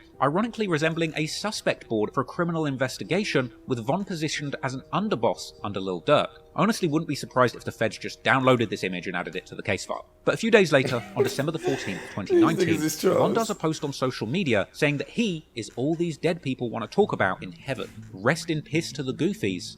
I wouldn't be the savage I am today if it wasn't for y'all. It seemed like Von was really getting more and more comfortable saying that he was a killer publicly. The following week, on December the 21st, 2019, Von does a feature for the rapper Lil Loaded where he raps that he put that boy in a box. But not long after this song dropped, Von would go live on Instagram in the car telling fans that he has body. Hold on, chat.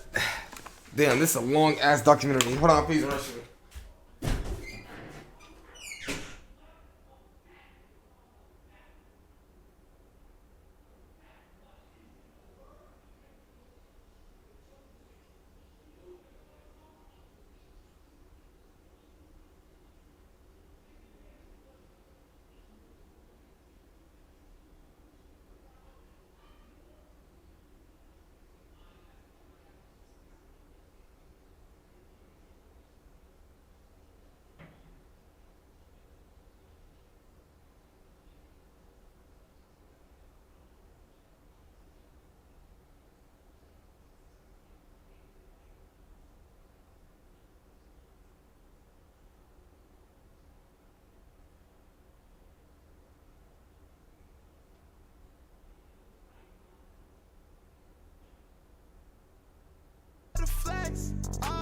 I don't do no talking. I just get a spark and we caught that boy and robbed him.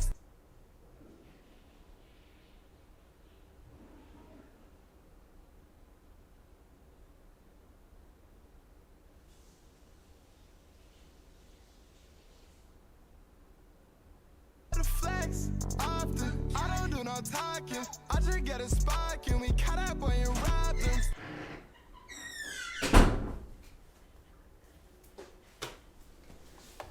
Ugh. My fault, chat. I had to take a leak.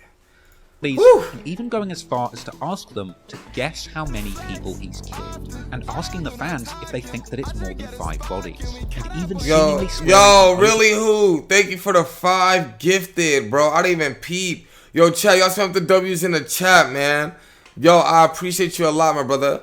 Thank you, really who. Thank you. My fault, chat. I wasn't even paying attention. Yo, really who?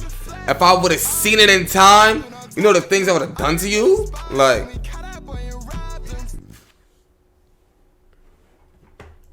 Perry's life that he has killed more than 5 people.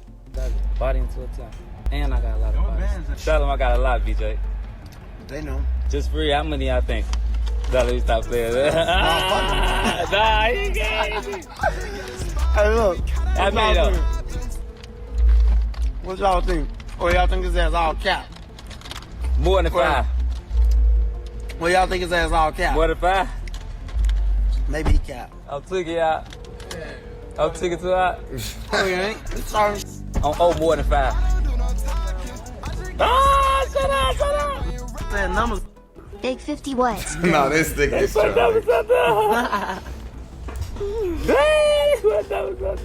No, I'm just playing, man. We trying to stop playing. Really talk. You know.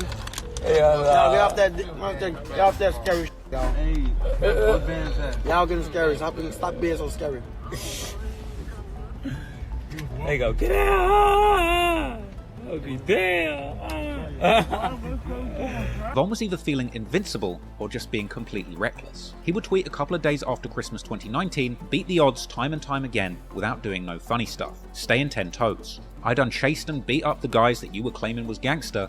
I got fans all over the states. One of the realest and rawest people you'll ever meet. You're welcome.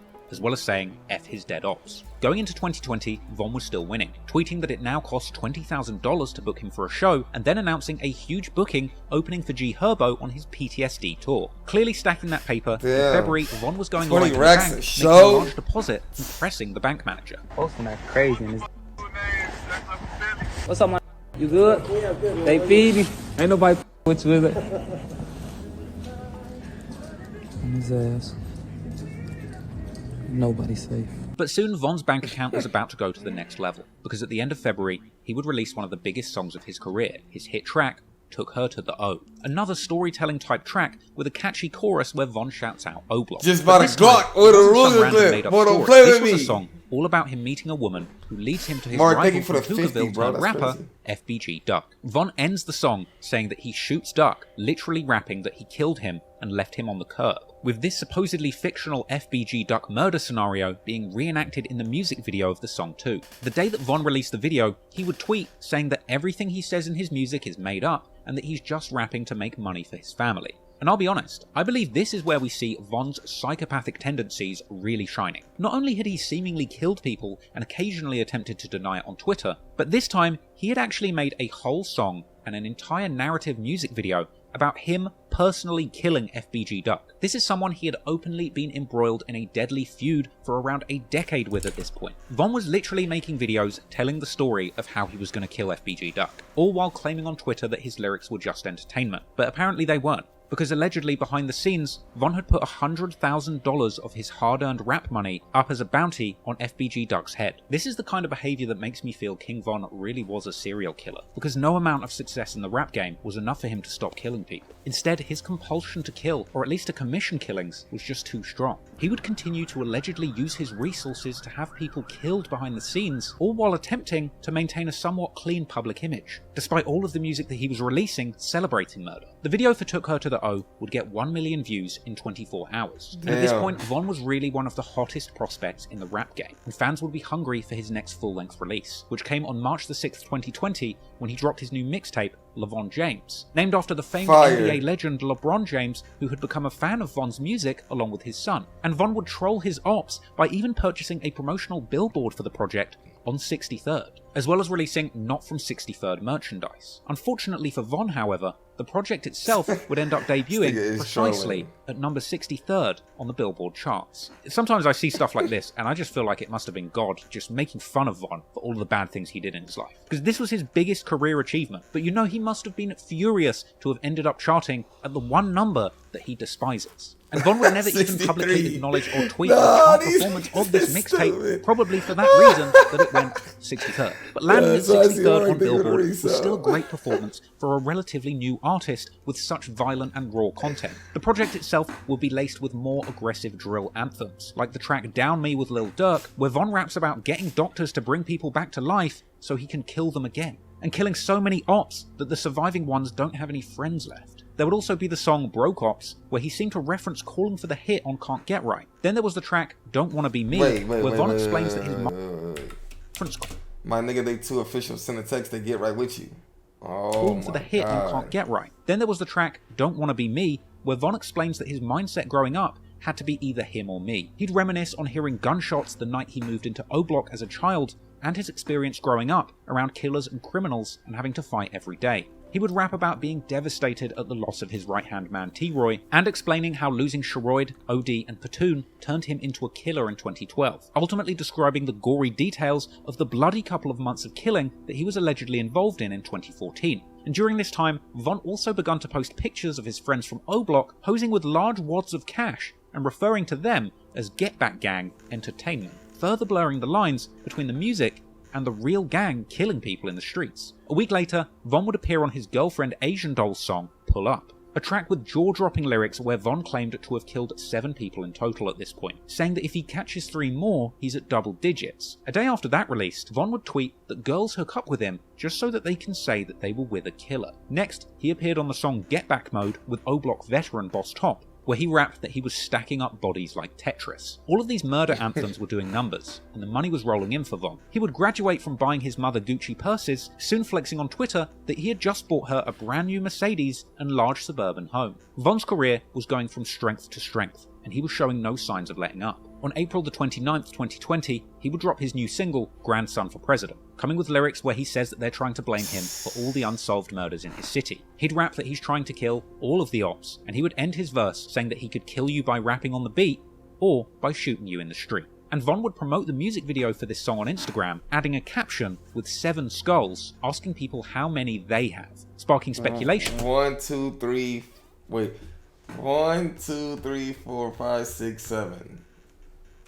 That this was him cryptically telling the world once again that he had killed 7 people to promote this song. A few days later, he appeared on the song Body Count with Mozzie and G Herbo, rapping that if you have a few bodies, everyone will know. A couple of days later, Von would tweet that he can't get a job now because he has more bodies than Tay-K, a teenage rapper who got 55 years for murder. Von would also tweet that he's done more hits than made hit songs. And then, on May 21st, 2020, a vlog was released which showed Von going back to O Block, aka Parkway Gardens, to hand out wads of cash to his gang. And it would later emerge that Von was providing drugs and guns to his old hood, and splitting the rewards with his crew, providing them with jewelry and luxury vacations in exchange for their work in the streets. Von clearly didn't care about broadcasting his activities to the world, and eventually, people began to take notice. On May the 22nd, YouTuber Trap Geek releases an iconic video on King Von titled The Soft-Spoken Assassin. This video essentially broke down Von's violent past and his rise to the top of the rap game. One murder of a kid named Modell, allegedly, according to the internet detectives on Reddit, has King Von's name written all over it. And Von didn't seem to initially appreciate the attention, tweeting that the videos these white people are all making about him aren't true, and calling them the cops, or 12. However, a month later, Von seemed to have a change of heart, and he would actually begin to use that nickname that Trap Geek gave him as a caption on his Instagram, declaring himself oh my god. 2 days later, Von tweeted that he still has people on his list, presumably referring to a list of people he still wants to kill. And it seems that the biggest name at the very top of that list was FBG Duck. Von had been going back and forth with Duck since high school and had a years-long grudge against him. He'd had a Twitter exchange with Duck the day before he'd allegedly killed K.I., who was a close friend of Duck's, an exchange where Von said that he was also looking for Duck. In fact, a couple of months after King Von had released the music video for Took Her to the O, that video where he played out his fantasy of killing Duck, Duck would go live saying that he beat up Von on the school bus back in the day. Beat your ass on the bus on Tuga. Duck would also tell Von that he's only famous because of Lil Durk. You come up under Dirk. When y'all get mentioned as Lil Durk homies. But here's where things get chilling, because as Duck continues to mock Von in what seems to be a disrespectful, but at least not entirely death-threatening way, Von would pop up, following along live and demonically commenting on Duck's Instagram names of people that Get Back Gang had seemingly killed, and continuing to insult him throughout the entire live. It seemed like Von was plotting on having Duck killed for years. In November 2018, King Von would be on live, apparently in Lil Durk's Atlanta home, expressing his desire to see FBG Duck dead, saying that he would perform at his funeral whilst eating some cereal. Yeah, cereal be busting, so. They say King Von featuring FBG Duck. I said that's what they want to see, huh? Stop that, man. I'll perform at his funeral. We now know that Von had allegedly put up a $100,000 bounty on FBG Duck's head, and funnily enough, Von tweeted throughout his career that his main goal was simply to make $100,000.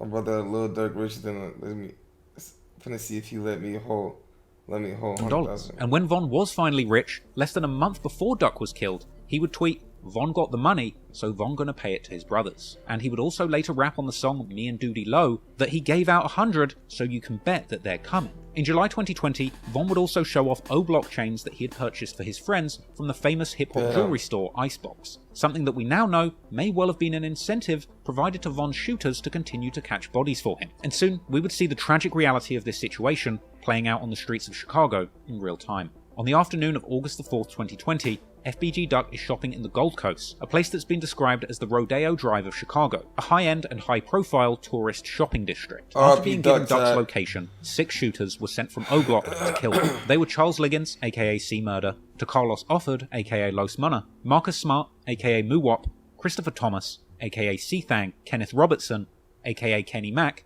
and Zell Munna. After being provided with his location, 2 vehicles end up 30 minutes away from O-Block, pulling up to the location where Duck had been shopping.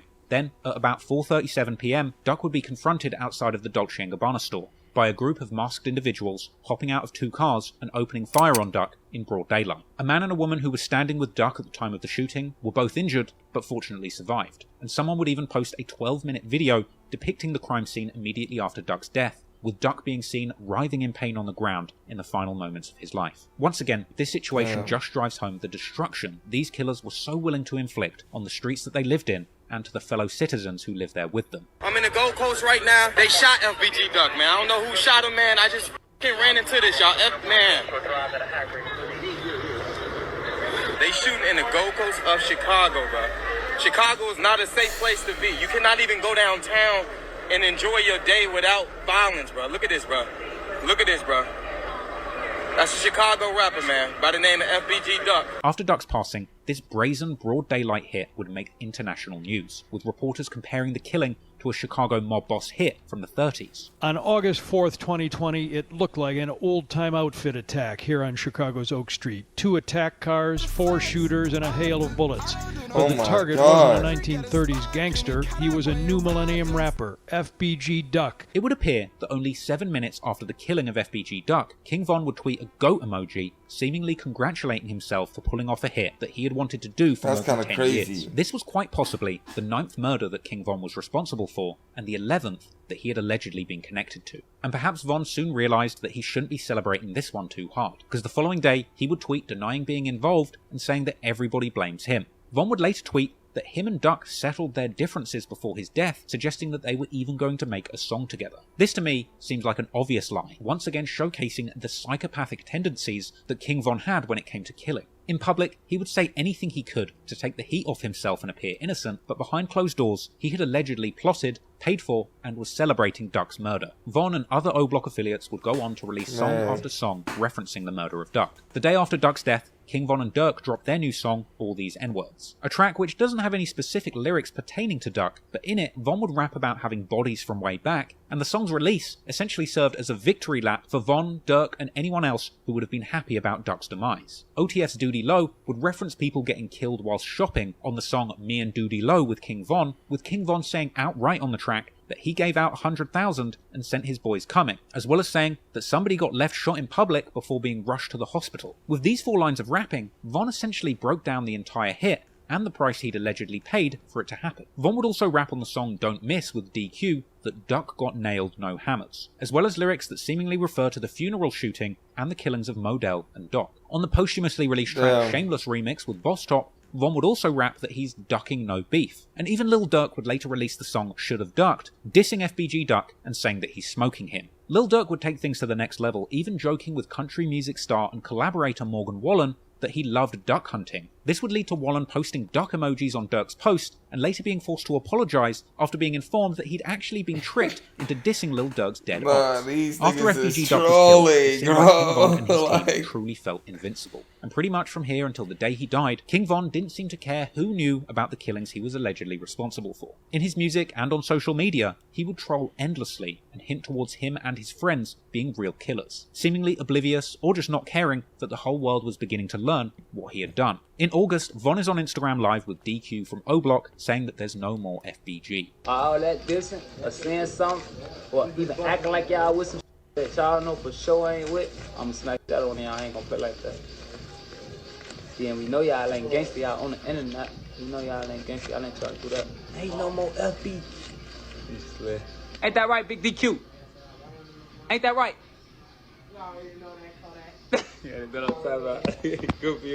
Von would also tweet that he knows the police have his phone tapped and that all they'll find out is that he gives people money every day. Money for what though, Von? Von would also go on to tweet that 63rd was no more. And another saying, "You heard what they say I did, but I did worse," indicating that Von had done even more crimes that the public didn't know about. After this, we would see one famous example of King Von's crimes catching up with him in the music industry. He had actually been booked to perform at rap music festival Rolling Loud in 2020. However, the pandemic of 2020 would shut that down and see the festival unable to go ahead in person. So instead, Rolling Loud would end up hosting a digital live stream event with rappers in September of 2020. And as part of this event, King Von would be interviewed in a shocking segment where the hosts were asking him questions that had been sent in from the comments, with some bright Chiracologist submitting a question to the unsuspecting hosts, who would read it, asking Von if he would ever collab with names of people he was rumoured to have killed. With Von even being so amused by this question bringing up his old bodies, he would even go and find his trusty shooter Muwop, putting his face on camera to show the reaction to these clueless interviewers dissing their dead enemies. They want to know if you do a feature with Modell, P5, Malcolm. You know them? Sorry, this shit. Never mind. Yeah, we already told about Tuka. He said Tuka one of his favorites to work with. This nigga's throwing. They want to know about the Gleesh Place video. Yo, man, nigga, Gleesh Place coming soon. And I do a feature with all of them. Tell them just send them money. Yeah, we need that bag. 100 racks. 100 racks a feet. I don't think they got it. My boy charging 100 racks. Don't get me started on this. I be ticking. Y'all don't know me. Y'all don't know. I be tricking on this. Say the names who want to do the features again. He'd have to scroll up. I can't even see that. Y'all listen to the names. He said want to do the feature. We'll get a clip of it and we'll send it to you. Alright, send me names. Listen to the names. Say want to do a feature with. They want to know if you'd ever do a song with Young and Ace, Jada Youngin, and K. I don't know who that K artist. No, say the other names you said. You gotta scroll up so I can read Who's that. that K artist? Is that K Flock? K Flock? The Flocka? You know what I'm saying? What is it up? Hold on. It was. No, scroll up a little more, If you do a feature with Modell, Tyreek, P5, or Malcolm.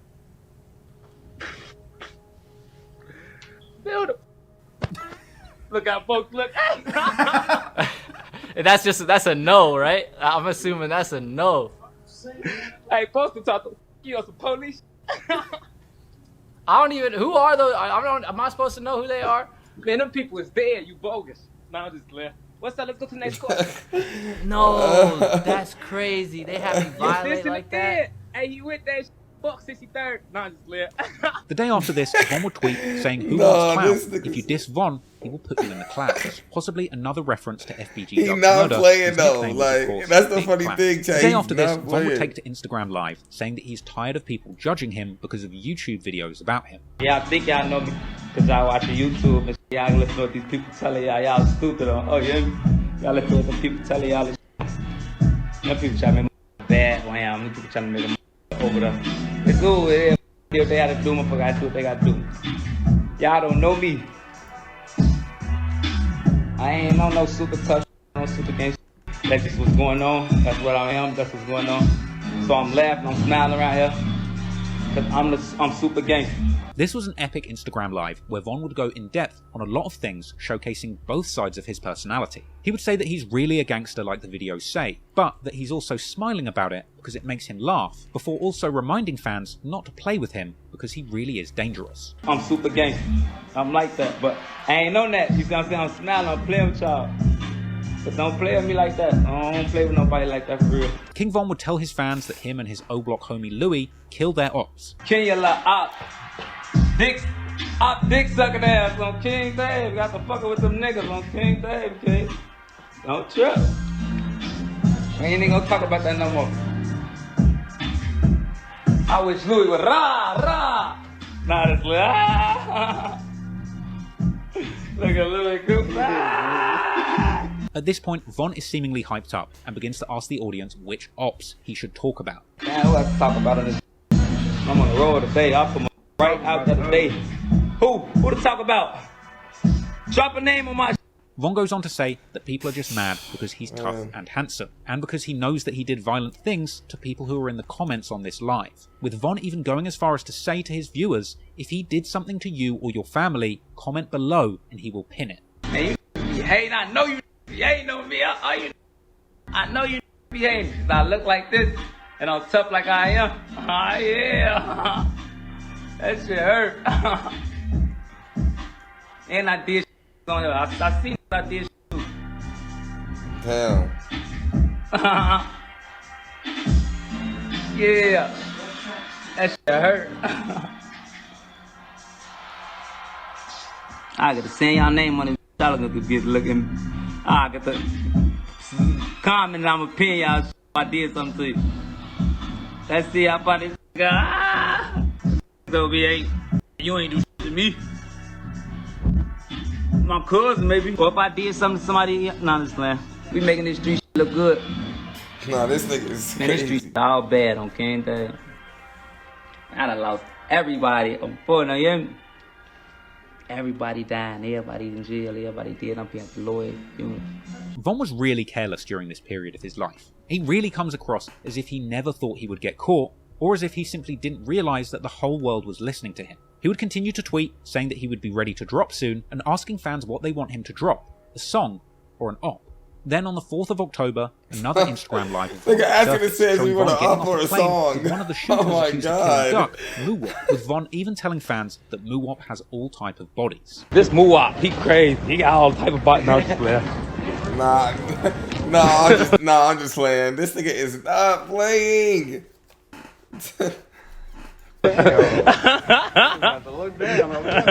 Come on, Moowop. My mama, come on.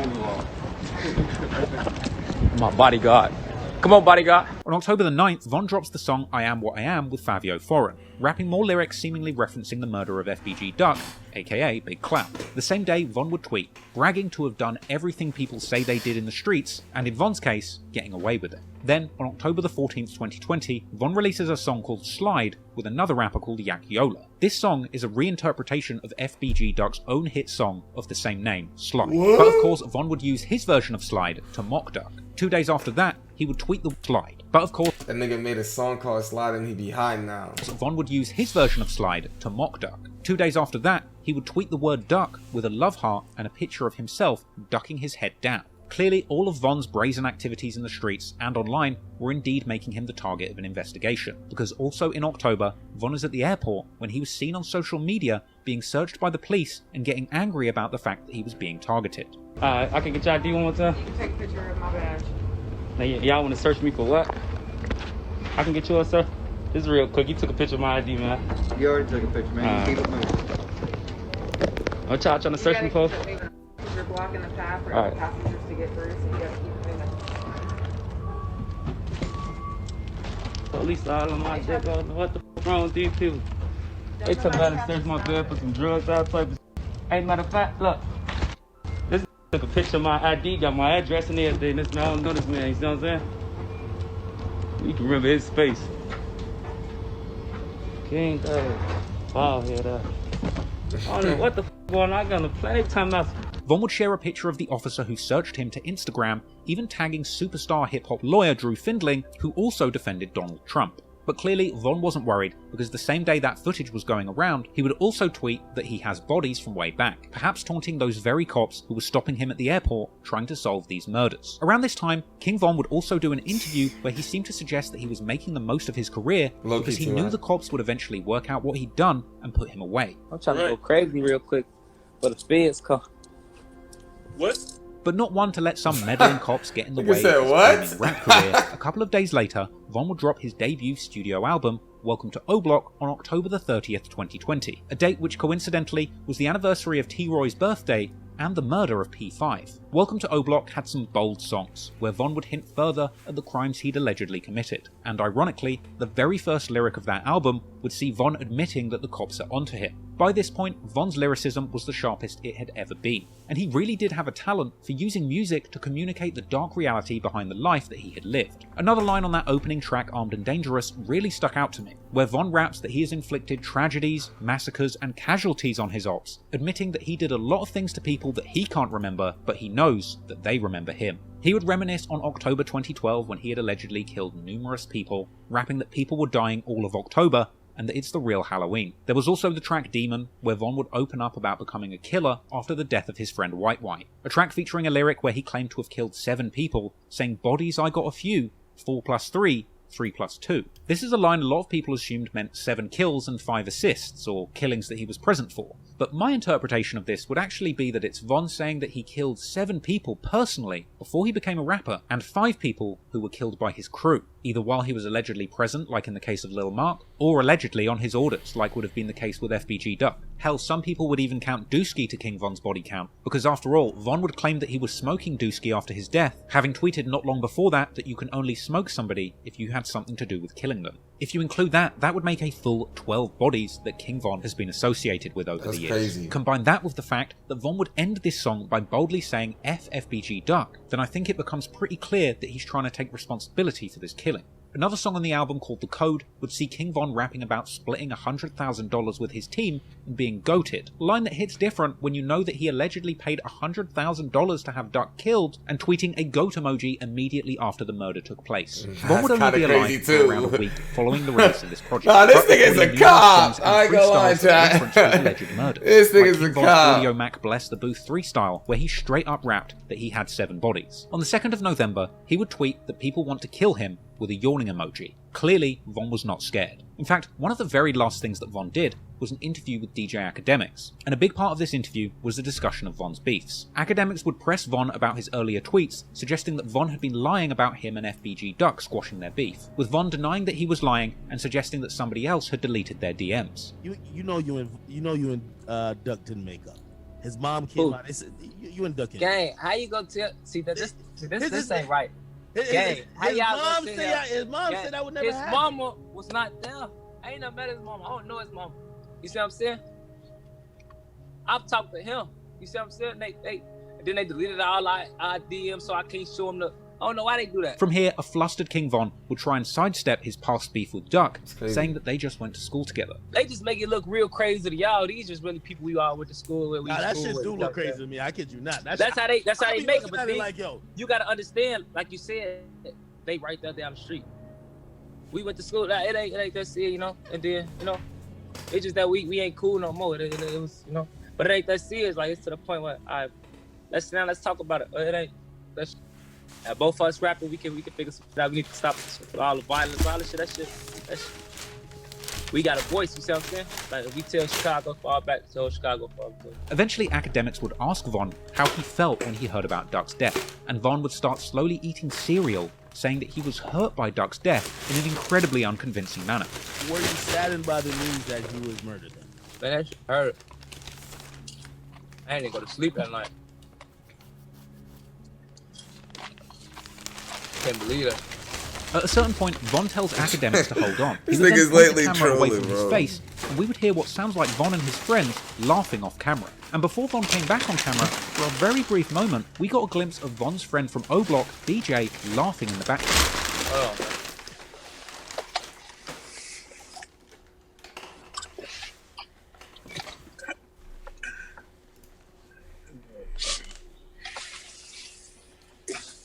Let's talk about some other shit though.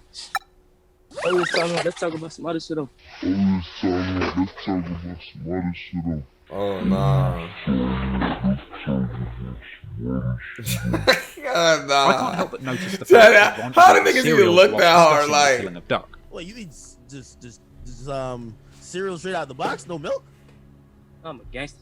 I've said it before that I believe Von was a serial killer, but honestly, he's mentioned cereal so many times during He his might career, actually like cereal. it really wouldn't surprise me if this was some kind of cryptic message that he was using to signal to fans that he saw Nah. himself as a serial might just killer, really with like Duck cereal. as his latest victim. He would strangely tweet about how much he loves his cereal after a series of alleged murders in 2012, even tweeting that eating cereal is the first thing he does after shooting someone. He would promote Dirk's cereal whilst they were both on the run from the Atlanta shooting at the Varsity, telling people on Twitter to buy the cereal Reach. whilst That's what waving I'm a clip saying. of a He gun, likes and cereal. regularly posting himself on social media eating cereal. And No, he would that also nigga be likes eating cereal, bro. when he told the world that he wanted to perform at FBG that nigga Duck's likes funeral. cereal, bro. These niggas Cereal reaching. be busting shit. They say King Von featuring FBG Duck. I said that's what they want to see, huh? Stop that, man. I'll perform at his funeral. Then, when we finally saw the actual murder of FBG Duck and academics asked him about it, at that very moment, Von would decide to start eating cereal too. Maybe it's a stretch, but that day when academics a called stretch. Von, he probably knew he would be asked about FBG Duck. And he made sure to have that box of cereal within arm's reach so that the whole world would see him crunching on cereal at that exact moment. Sadly for Von, It soon might be after a this thing, interview, but it's a he would end reach. up on the other side of the gun, getting shot himself and ultimately losing his life. But in a final twist of irony, it would turn out that despite being connected to so many murders in his home city, Von would seemingly end up losing his life in an altercation in another state, and as a result of a petty rap beef that had nothing to do with his violent past in the street. Throughout King Von's career, he was connected to a female rapper by the name of Asian Doll, with Here fans comes the often chat speculating trolling. on whether their supposed relationship was genuine or simply a fake celebrity romance for clout. Apparently, Asian met King Von just after Lil Durk had signed to the same label as her, with the label arranging a celebrity basketball game where Durk would bring Von onto the court whilst Asian Doll was on the sidelines. It's the first time I saw we was in just a basket. It's out here. We was in New York. I seen little booty over there in the square. Look. You know, I ain't saying nothing to her. She was looking decent and she was looking good. Well, I ain't saying nothing to her. And she was right there hooping and shit. Then they ain't had no jewelry and all that, no money like that. So I'm like, she had a big ass Gucci glasses, Gucci this and Gucci that. And we was playing basketball against Meek and them, me and Dirk. Oh. Dirk had just got signed to my label, Alamo. So they're like, Asian, we having a celebrity basketball game. Do you want to do it? I'm like, hell yeah. I'll play basketball because they know I used to play basketball. So when they told me who to play, they like Meek Mill, Dirk. But so I remember Bone playing basketball. They playing, we sit on the side. He was playing so much rough. I'm like, why the f is he so rough? He was playing rough, y'all. Like, he was rough. Like, he was jumping up. He was doing all type of rough shit. He probably was trying to shoot out the whole time. Hey, chat. That Jordan Poole. Hey, chat. That Jordan Poole. You know how Jordan Poole? Jordan Poole starts playing 10 times harder once he realized the females is on the sidelines. You know what I'm saying? He crazy. Apparently, King Von would see He Asian started Doll playing again in the 10 studio times harder. and a Start release taking that party with bitch Lil Durk, serious. where they would flirt and eventually agree to go on a date. But then I see her again at the studio. She did a feature with Dirk. And I'm steady flirting with her, trying to talk to her. She laughed and shit. Then I see her again. Now I'm fake drunk at the release party for Dirk album. I see her. But I ain't know she was fake talking to somebody else right there. But I'm on her. I'm off the licking and shit. So I'm grabbing her hand, trying to talk to her. Oh. Von just kept bothering me. And then I'm just like, bro, who is this boy? He just kept bothering me, bro. Bothering me. We walking out, y'all. I don't even know this man. This man got his hand around my waist. I'm like, whoa. Now, I take Dirk's phone, I get in his DM, like, talk to my brother. Ooh. I'm in, talk to my brother. Ooh, I'm taking that DM and shit. It's him. That's She said, hilarious. yeah. I'm like, no. I said no a million times, no. No, bitch. I said no so much I got tired of saying no. I'm like, let me go on a date with you. As soon as I said okay, this man Bun called me in second. She took the number and I was saying she live in Atlanta. Now, when I go to the crib, now Dirk out of town. He left his truck in my car. He got a track car, baby, raw. So I got Dirk's car today. So I go pick up and I tell her I'm gonna take her out. And King Von would actually pick up Asian for their first date in Lil Durk's Jeep Trackhawk, the very same truck that they caught their attempted murder charge in Atlanta. But in the end, the date between Asian Doll and King Von was apparently a success. You know I ain't slow. I knew Dirk car. I ain't thinking, oh my God, he got a car. They got 300 on it. I'm like, that's Dirk car. Because I had already seen Dirk post the car. But it made it was so cute because I'm like, these sticking together, that's crazy. They like, Dirk helping him out, letting him to the car for the weekend just so What's good, Reno? he can impress me. so I got a little money. I only had I was up, so I had like $600 in my and a little outfit, a nice little outfit. My aunt, I put that on. Took some of Dirk cologne and took his con shower and go pick up, took out to eat and shit. So he came pick me up. He kept calling, making sure I was gonna get ready. He like, get ready. After the day get cold. So he had his jacket on. He was trying to give me his jacket. But he was chilling. cold. How you feeling? I just watched this I fucking just got movie. under his jacket with him. And then it's like my chest touched his chest. Our hearts touched each other's hearts. Everything just connected when I hugged him after the first date. And then we went to the house. They would make a connection and eventually make their relationship official. Asian Doll would even release a song called Grandson about King Von on Valentine's Day 2019, with him appearing in the music video. In a March 2019 interview with Lil Durk, a shy King Von would reveal publicly that he was indeed dating Asian Doll. King Von, I'm saying he in a relationship too. Shout out Asian Dad. Okay. Yeah, he go in, yeah. You heard it here, man. He looking at you like, come on, man.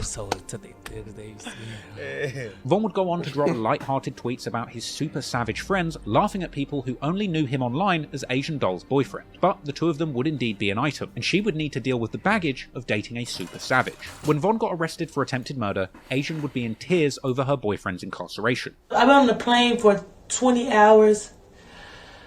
Everybody. I was crying. I miss my boyfriend, my husband, everything. But I'm better. He want me to be out here turned up, so I got all my crying out on the plane. Now I'm finna just turn up. Von would even call Asian Doll from jail, joking that he would be beating her up when he gets home. Free my jail. I miss him. You talking about? Man, what? Nah, it's clear. Talking about who I'm talking about? You. I'm always talking about you. Always. Always. People always talking about me. I was catching some shit like, nah, this ain't talking about me on camera. What? So you crazy. If it was good, yeah, I'm talking about you. I don't get no fucking bad. That's the thing. I don't know good, bad. If it's bad, I'm on there with yours. I'm being Talk ass. about me if it's bad. Don't talk about nobody else. Nah, I'm just gonna be ass first, ask questions later if it's bad. I ain't got time. I'm already beating your ass when I get out. You don't even know. You not beating me up. We're not gonna do that.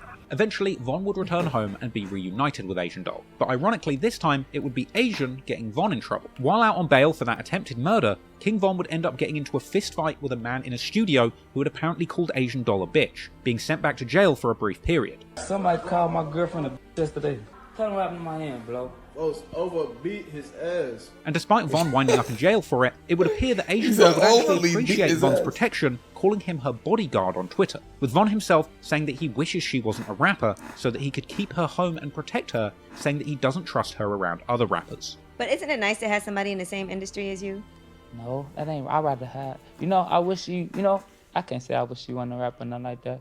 But it'd be better if I knew that she's at the house instead of going around all these people that ain't around and. Damn, what's going on? Now I'm just thinking, damn, what the fuck she doing? Why she ain't answering the phone? And that's how she be feeling. She feel the same way. I just said that. No, I understand. That's what I'm saying. Like, I wish my nigga was in the damn house. No. Also, it's been times when you didn't like a nigga and she had Hey, I feel that shit. Because you gotta be Feel like y'all gotta You gotta be for sure with yourself, man. I know that. Niggas know. If you know, Von you was know. clearly very possessive about Asian Doll. That man even was tweeting so that fine, he would kill Jesus. somebody for messing with her. Here you With go, that in mind, Rena, bro, it's no like- surprise that eventually it would be another rapper that would seemingly get in between Von and Asian. And that rapper would be none other than Baton Rouge gangster rap superstar NBA YoungBoy. Now, King Von had a strange relationship with YoungBoy over the years. King Von would be dissing NBA YoungBoy all the way back in February 2019. You for YoungBoy?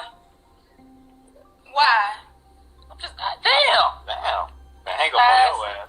Well, you feel like you cheating? Go ahead, say you f***ing, I'm gonna hang up on your ass. Oh, nah. I just I ain't never knew that. Nah, chat, how about you notice? Every time he says something true, he says, "No, I'm just playing." Nah, you was not playing, nigga. Cool, right? So I can't speak. He ain't all that, is he, though? What's up? What you trying to say? Like, I'm just trying to see what he's talking about. He cool. He's straight. He ain't better than you. He ain't better than you. Yeah, for sure. Cause he don't be doing shit. I ain't gonna do it. Cause he hey. In March 2019, King Von would also diss YoungBoy again on social media, saying that his music is full of lies. YoungBoy talking about on this song, bro. What? He talking crazy on this thing. Oh, yeah? He ain't even like that. Oh! On his ass now. On his All that cap. You got cap in your raps. You got cap in your rap. But at other times, it seemed that Von Nah. quite admired YoungBoy. This nigga He'd often Von play was his music serious, and bro. even tweeted "Welcome Home" to him in August when he was freed, as well as being seen on social media copying several of YoungBoy's mannerisms and quotes. Boy, as my grandma raised me, you hear me? You know I ain't no hoe. What up? My grandma raised me. You know I ain't no hoe.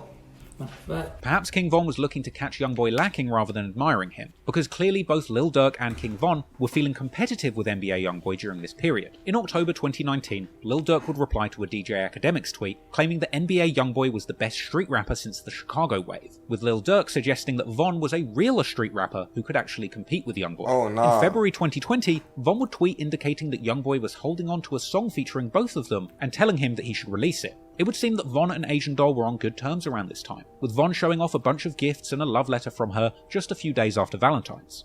However, by May 2020, Von would be tweeting that he was going through a rough breakup. Then, the following month, tweeting that Asian Doll was acting crazy and trying to embarrass other women. But a few days later, Von would tweet seemingly indicating that he was back on good terms with Asian Doll. Then, the following month, Von would tweet saying that he doesn't care what a woman does if it's not his girlfriend. A few weeks after that, in August, Von would tweet saying that he takes things too far when he gets mad, and tweeting saying that people won't believe the woman that he just made a hit with. That same day, images would surface of Von spending private time with the mother of NBA YoungBoy's child, a woman named Jania. And later, speculation swirled that Von and her may have even created a sex tape during their time together. Jania and I seen videos of you getting blank. Stay off my dick.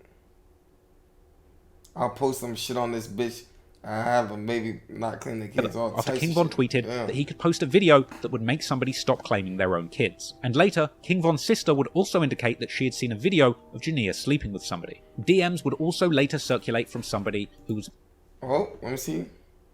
Jania was fucking Von. They never made a song together. She been fucking him. She is embarrassed because she know Von is NBA up. She stayed blowing his phone down. She's obsessed. Don't put my name if you're choosing to put us out there. She's obsessed, and those photos in the studio, he fucked her that night. She got GT name tatted on her neck. She's in desperate of a nigga. Apparently with them when they met, suggesting that Von and Jania had indeed slept together, not recorded music. And Von would later rap on the song Rose Gold with PNB Rock, lyrics that seemed to suggest that somebody's baby mother was bad in bed. One of his friends, 600 Breezy, would congratulate King Von publicly for sleeping with his ops baby mother and saying rapper I can dig it on Steve. I love what you doing, gang. You know the gang, though. K, suggesting that Von and his friends were looking to see NBA YoungBoy dead. However, Jania would take to social media to deny the rumors and say that she was simply working on music with Von to make money for her son. We walked to the table to play the little game after my studio session, and I went home. That's it. Y'all trying to make stories out of nothing. I don't. Like I said, I don't with no. I've been working.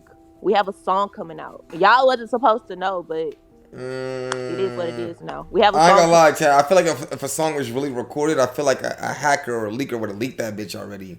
I ain't gonna lie. I'm gonna keep it 100 with you. There's no way they wouldn't have leaked that bitch already. Like, coming out. So when the song come out, y'all go with it. Just know it's hard as I'm just trying to get my money to take care of my son. Period.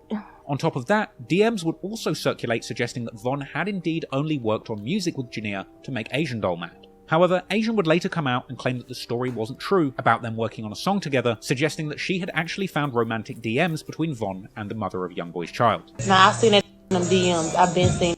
None of this not a surprise. So all that songs, that dead.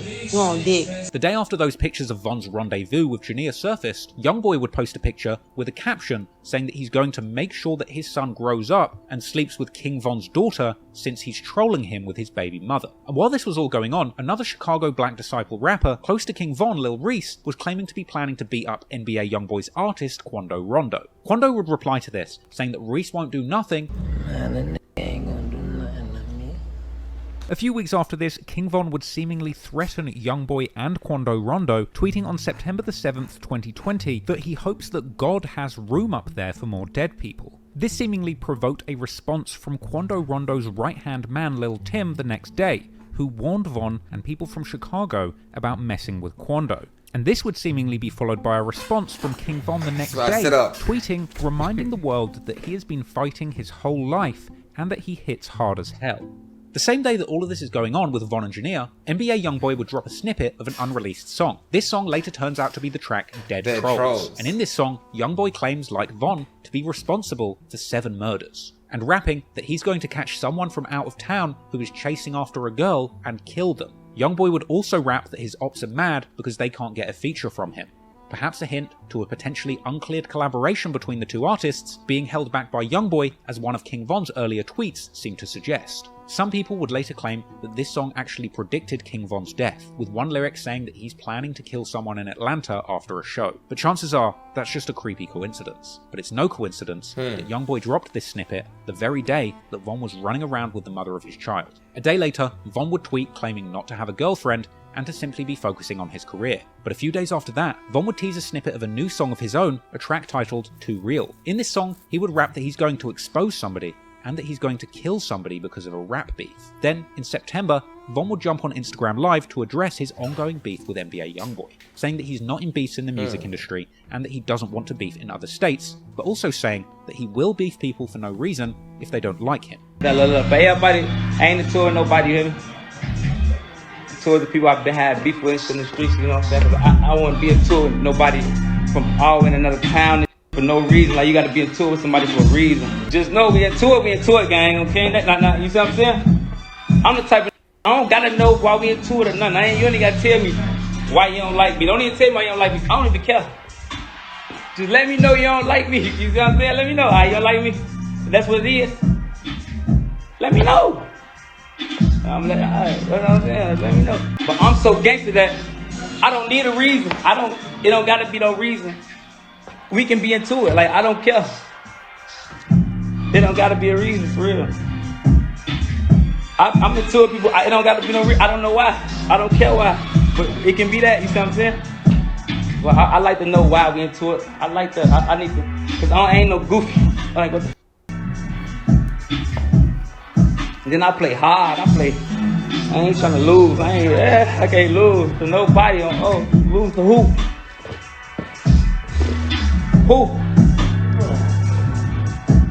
Who, Lloyd? Who I'ma lose to? Tell him, you've been knowing me, Lloyd. Don't I go hard at everything I do? Tell him, you came from, how you get a chain in your neck, Lloyd? You know how. Clearly, Von was still wanting to prod YoungBoy, and despite tweeting that he still said, is you in know how. Oh my God. God. Von and his sister was seen in the club with YoungBoy's baby mama once again. 2 days ago, Jania was spotted in the club with King Von's sister, and King Von was also there as well. You couldn't see them together, but you know they were together if you know. With all of this going on, Asian Doll would be feeling the heat. At the start of October, Asian Doll would go on Instagram Live to address the situation with YoungBoy and Von, denying that Von embarrassed her and saying that if she's single, then it's got nothing to do with her. Nobody embarrassed me, gang. Y'all need to get off my dick with that. Like, nobody embarrassed me. Nobody. It's nothing nobody did to embarrass me. I was not embarrassed. Like, damn, y'all hoes mad about a tweet. Like, y'all, like, dude don't even know you clowns. The f y'all hoes get left for me. The smack the shit out of one you with me. You crazy. I don't get no I'm a real bitch at the end of the day. Like I said, you would never see me sweat. You would never see me go outside behind nobody. I don't give a who you is, friend, anybody. Mind your business. When I'm single like that, don't have nothing to do with me. I'm not stressing that shit. I'm not tweeting about nothing. They don't have to do with me, gang. Nothing. When somebody's single, so what? What they do? I don't give no f. That's what y'all problem. Von later went live on October the 11th, 2020 with Asian Doll. Apparently their first live together since their breakup, with them appearing to be on fairly good terms. Also in October, King Von would begin tweeting to promote a new song called Mine Too. A song essentially dissing NBA YoungBoy and saying that he's not I ain't going gonna to beef lie, about I'm not finna discuss who got the harder diss track. Girl, but I'm gonna keep it all the way Mama 100. Jania Both of these songs were too. hard. He'd also have a I'm lyric gonna be saying honest, that he has both of beef them. in NOLA, Dead or Trolls Louisiana, and where Mine YoungBoy Too. is from, and saying that YoungBoy is rapping like a gangster, but now he's got to show Von whether or not he really is a gangster. After this snippet released, Von would tweet saying once somebody has slept with a girl, he doesn't want her anymore, with this possibly being a hint towards Asian Doll moving on to NBA YoungBoy, with it actually being rumoured that Asian had met up with YoungBoy at some point during this time, with later DMs from people in NBA YoungBoy's camp suggesting that Asian Doll had indeed hooked up with YoungBoy before King Von. I'm pretty sure Asian Bigfoot sucked YB dick. She did. Wait, oh, nah. an Asian Doll would seemingly admit to hooking up with YoungBoy twice on her song No Exposure. Crazy. Apparently YoungBoy even had access to Asian Doll's phone and Instagram account during the time they had spent together, as he had reportedly messaged his producer through Asian Doll's Instagram account. And then, only days before King Von would end up losing his life, on November the 4th, 2020, YoungBoy posted a snippet of a song that he made with Asian Doll, a song with the ominous title Meet the Reaper. Von would be seen listening to the snippet of this YoungBoy and Asian Doll song, later tweeting that the song is trash, followed by yet another tweet alluding to there being a sex tape between him and NBA YoungBoy's baby mother. Von would then say that him and Jania's song is way better than Asian Doll and NBA YoungBoy's song, and saying that it has a better cover art, another hint that he might have had compromising pictures of YoungBoy's baby mother. Then Von would backtrack, saying that he's just playing, and that if Asian Doll is happy, He's not he's playing. happy. But the song still sounds trash. Then rehashing the lyric from his song Mine Too, I don't know why you again say that indicating shit. Asian Doll and Jania are his girl too. The day before he was killed, King Von was incredibly active on Twitter. He would diss NBA YoungBoy, tweeting that rappers are pussy and that he's not one of them. He would warn people to approach him with caution, and he would say that his ops are acting gangster, but that's not what they're really like. Tweeting that he's not hurt, just retaliating to the disrespect he's received with no feelings involved, suggesting that what was going on was just entertainment, with Von eventually saying in another deleted tweet that he's going to lead by example because he's older than YoungBoy, and saying that he's quitting the beef because many wars have started over a woman and that he's not beefing YoungBoy. He would say that they're sharing the same women and that doesn't matter, and then in King Von's last recorded interview before his death with DJ Academics, he would touch upon his beef with NBA YoungBoy since coming into the industry. Von would deny that this was a real beef, saying that they have the same girls and the internet has just blown it out of proportion. You know what people told me? People told me you and YoungBoy was beefing or something like that. You said something about what happened, Von? What's going on with you, man? They be saying that a lot. It's like we got the same interests and holes, and then you know how the internet will try to make it. Don't tell me I got problems over girls. No, it's the internet, gang. It's the you know, they'll try to make it like that because it's the internet. You see what I'm saying? And then you know how females will try to make it like that because they females, and they'll try to make it like one hard. They try to. It be just all type of shit. But it ain't nothing too serious, nothing you should worry about. Unfortunately for Von, things would be very serious indeed, and the very night of that final interview, King Von himself would escalate things and get more than he bargained for, and little did he know that this feud over women would end up being the beef that would take his life. Man, what? Barely a week after the release of his debut album, Welcome to O-Block, King Von's story would come to an abrupt end. The week before his death, King Von would be reflecting on Instagram just how far he'd come, and reminding himself to enjoy these times because he knew there would be hard times coming. Going through this, just losing so many people, gang. I lost so many people, man, going through this. Man, crazy. But now look where we at right now. You see what I'm saying? Like times like this, you gotta take it in. I just told my homie them, y'all gotta take this in. You see what I'm saying? Looking for them. I'm here with day one, this shit. And we in this winning, man. And we living on King Day. When we ain't dead and we ain't in jail. And we ain't broke. And we ain't, you know. Life, you gonna be down again. Like I'm up right now. It's gonna be times, you know, I'm gonna go through some more. I'm gonna go through some, you know what I'm saying? But I'm gonna think back to this time. I could always reflect on this time, like. Everything was going good in my life. Everything was going. That time, everything going good right now. Like right now, everything going good. I ain't got no complaints. I ain't mad about nothing. I know I done lost a I don't understand a lot of but I ain't even mad about it. Sadly, the good times would end suddenly, and Von would end up losing his life at the very height of his career. His album Welcome to O Block had debuted at the unlucky number 13 on the Billboard charts, ironically just one position above NBA YoungBoy's album Top, that had already spent 8 weeks on the chart after going number 1. Then, just after midnight on the 5th of October 2020, Von would tweet his location for the evening. He was playing a show at Atlanta club Opium. Von would go live on Instagram on the way to the club, seemingly in good spirits and rapping along to his own music. He would do a live pre-show with the name of the club pinned, and he would be seen on Instagram posted up smoking hookah with his entourage of O Block natives. He would go on to play that concert at Opium, where he would be seen jamming out on stage at the club, surrounded by his team and shouting out somebody in the crowd for wearing Not From 63rd merch, as well as dissing girls who were acting stuck up at the front of the show. Man, I see everybody in this y'all can act like y'all don't see a motherfucker. But I see a motherfucker in this bitch gang. I see you got that 63rd shirt back there, my This is I got get back game. Oh no, this got the get back game. I love it, I love you guys.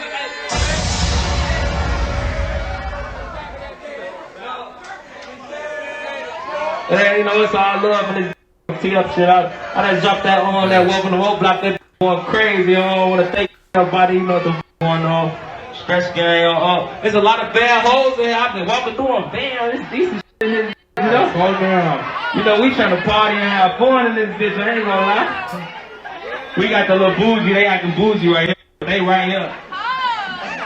Y'all better stop that, man. So we finna tee up. I got DJ Bands in this. Just after 1 AM, King Von would retweet a Young and Ace lyric with a caption saying that his crew are going to catch somebody and he sees them as food. Let go, you know folks ain't gonna catch you. You food, my boy, hit the line, gangster. I don't know how much longer I can hang on. Let go, you know folks ain't gonna catch you. Because while King Von is performing at Opium, Quando Rondo and his entourage are fresh off recording a new music video for the song The Drop, being seen on social media showing off an array of high-powered weapons that they're holding onto. After finishing his show, King Von would be seen leaving Opium in an SUV, and interestingly, that truck can be heard playing the NBA YoungBoy song My Window as it was driving away. There'll be a lot of cars behind him. Kevon! What? Stop playing! Huh? I don't... Apparently Von would confuse his team by choosing not to go back to his Airbnb as his security crew initially thought. Instead, Von would take a last-minute and unexplained detour to the Monaco hookah lounge where Quando Rondo was, with King Von's manager, 100K Track, later telling DJ Vlad that his team was blindsided by the change in plan. He went over there to the after party, and then his driver and his homeboy let us know that we was redirected. We're thinking we're going to go to the Airbnb or the hotel. At around 3:20 on November the 6th, King Von would find himself outside the Monaco hookah lounge in Atlanta. Perhaps he knew Quando Rondo would be there, or perhaps it was just a coincidence. All we know is that while there, Von approached Quando Rondo and began assaulting him with a flurry of punches, with Quando's close friend Lil Tim opening fire and striking King Von 4 times. Security footage of the fight and subsequent shooting would circulate online after the incident. What happened that night is that Von walked up to Quando Rondo and sucker punched him outside the club and proceeding to beat him up in front of a huge crowd. But after throwing a few punches, Quando's friend Lil Tim would jump out of a car and shoot King Von 4 times. Von's friends from O Block, Slutty and Louie would attempt to shoot Lil Tim, leaving him wounded but not dead. After shooting Lil Tim to the ground, they would attempt to execute him on the floor, but the gun would jam. Whilst this is going on, a wounded King Von continues to wrestle with Quando Rondo on the floor. At this point, Von's other friend Muwop would approach, punching Quando Rondo to the ground and separating him from Von. Meanwhile, after failing to execute Lil Tim, Slutty and Louie would attempt to flee the scene, without realizing that they were running directly towards undercover police officers who would open fire, believing that their lives were in danger too. The police would kill Slutty and leave Louie in critical condition. Muwop and other O Block members would drag King Von's limp body to a waiting car and rush him to the hospital. But what's even more crazy is that Quando Rondo would take Lil Tim to the very same hospital that King Von and his team were at, with Quando Rondo even going live, showing himself trying to get Tim into the hospital and get assistance. PHF Bezu would later post saying that he'd seen Quando at the hospital, suggesting that they would have shot him. That nigga seen bro and them at the same hospital and got scared and went live fake ass street niggas on my son, and it would have been another episode at that bitch. Fuck what the media hollering about. If he didn't start recording. But ultimately, King Von would be rushed into emergency surgery in critical condition after the shooting. He would ultimately die in hospital, with media all around the world waking up to the news and reporting on his death. Yeah, Rick and Sean, according to GBI, rapper King Von and his group were at Opium nightclub before making their way here to Monaco Hookah Lounge, then to the parking lot where chaos ensued. Believe it or not, this all playing out right in front of 2 Atlanta police officers. One of them was actually inside his patrol car or next to his patrol car with his blue lights on. APD responding, attempting to stop the shooting, but it was too late. It hit like the one officer that did respond. He tried to protect himself and stop what was going on. The investigation on this shootout will continue. No officers were injured during this incident. According to GBI, this is the 82nd officer-involved shooting that they've been requested to investigate in 2020. After King Von died, some of the friends of people Von was rumoured to have killed would post on social media. Billionaire Black would post a picture of Modell McCambry, and the person who was shot with Modell the night he was killed posted a picture of FBG Duck, saying that Duck would be happy greeting Von in the afterlife. P5, aka Crack's cousin, would post on Facebook saying that he had been praying for the day that King Von will be killed, whilst other friends of Crack would post tributes now that their friend's killer was no longer alive. Apparently, Crack's little brother would even post saying that they caught 2 of the 3 people who were present when Crack was killed, and suggesting that they were disappointed not to be the ones who killed Von. Outside of Chicago, affiliates of NBA YoungBoy like Big B would mock King Von in an Instagram story, saying that it was funny that he was the one who started the beef and dissing NBA YoungBoy, and now he was the one dead. The joke's on you, you diss, now you getting wrapped down. Yeah. Yeah. Meanwhile, people on Von's side would express their heartbreak at losing their main man. Asian Doll claimed to want to die when the news came out, and Lil Durk would mourn the loss of his twin. Even rap's #1 superstar Drake would post a tribute to Von after he passed. Even Drake no.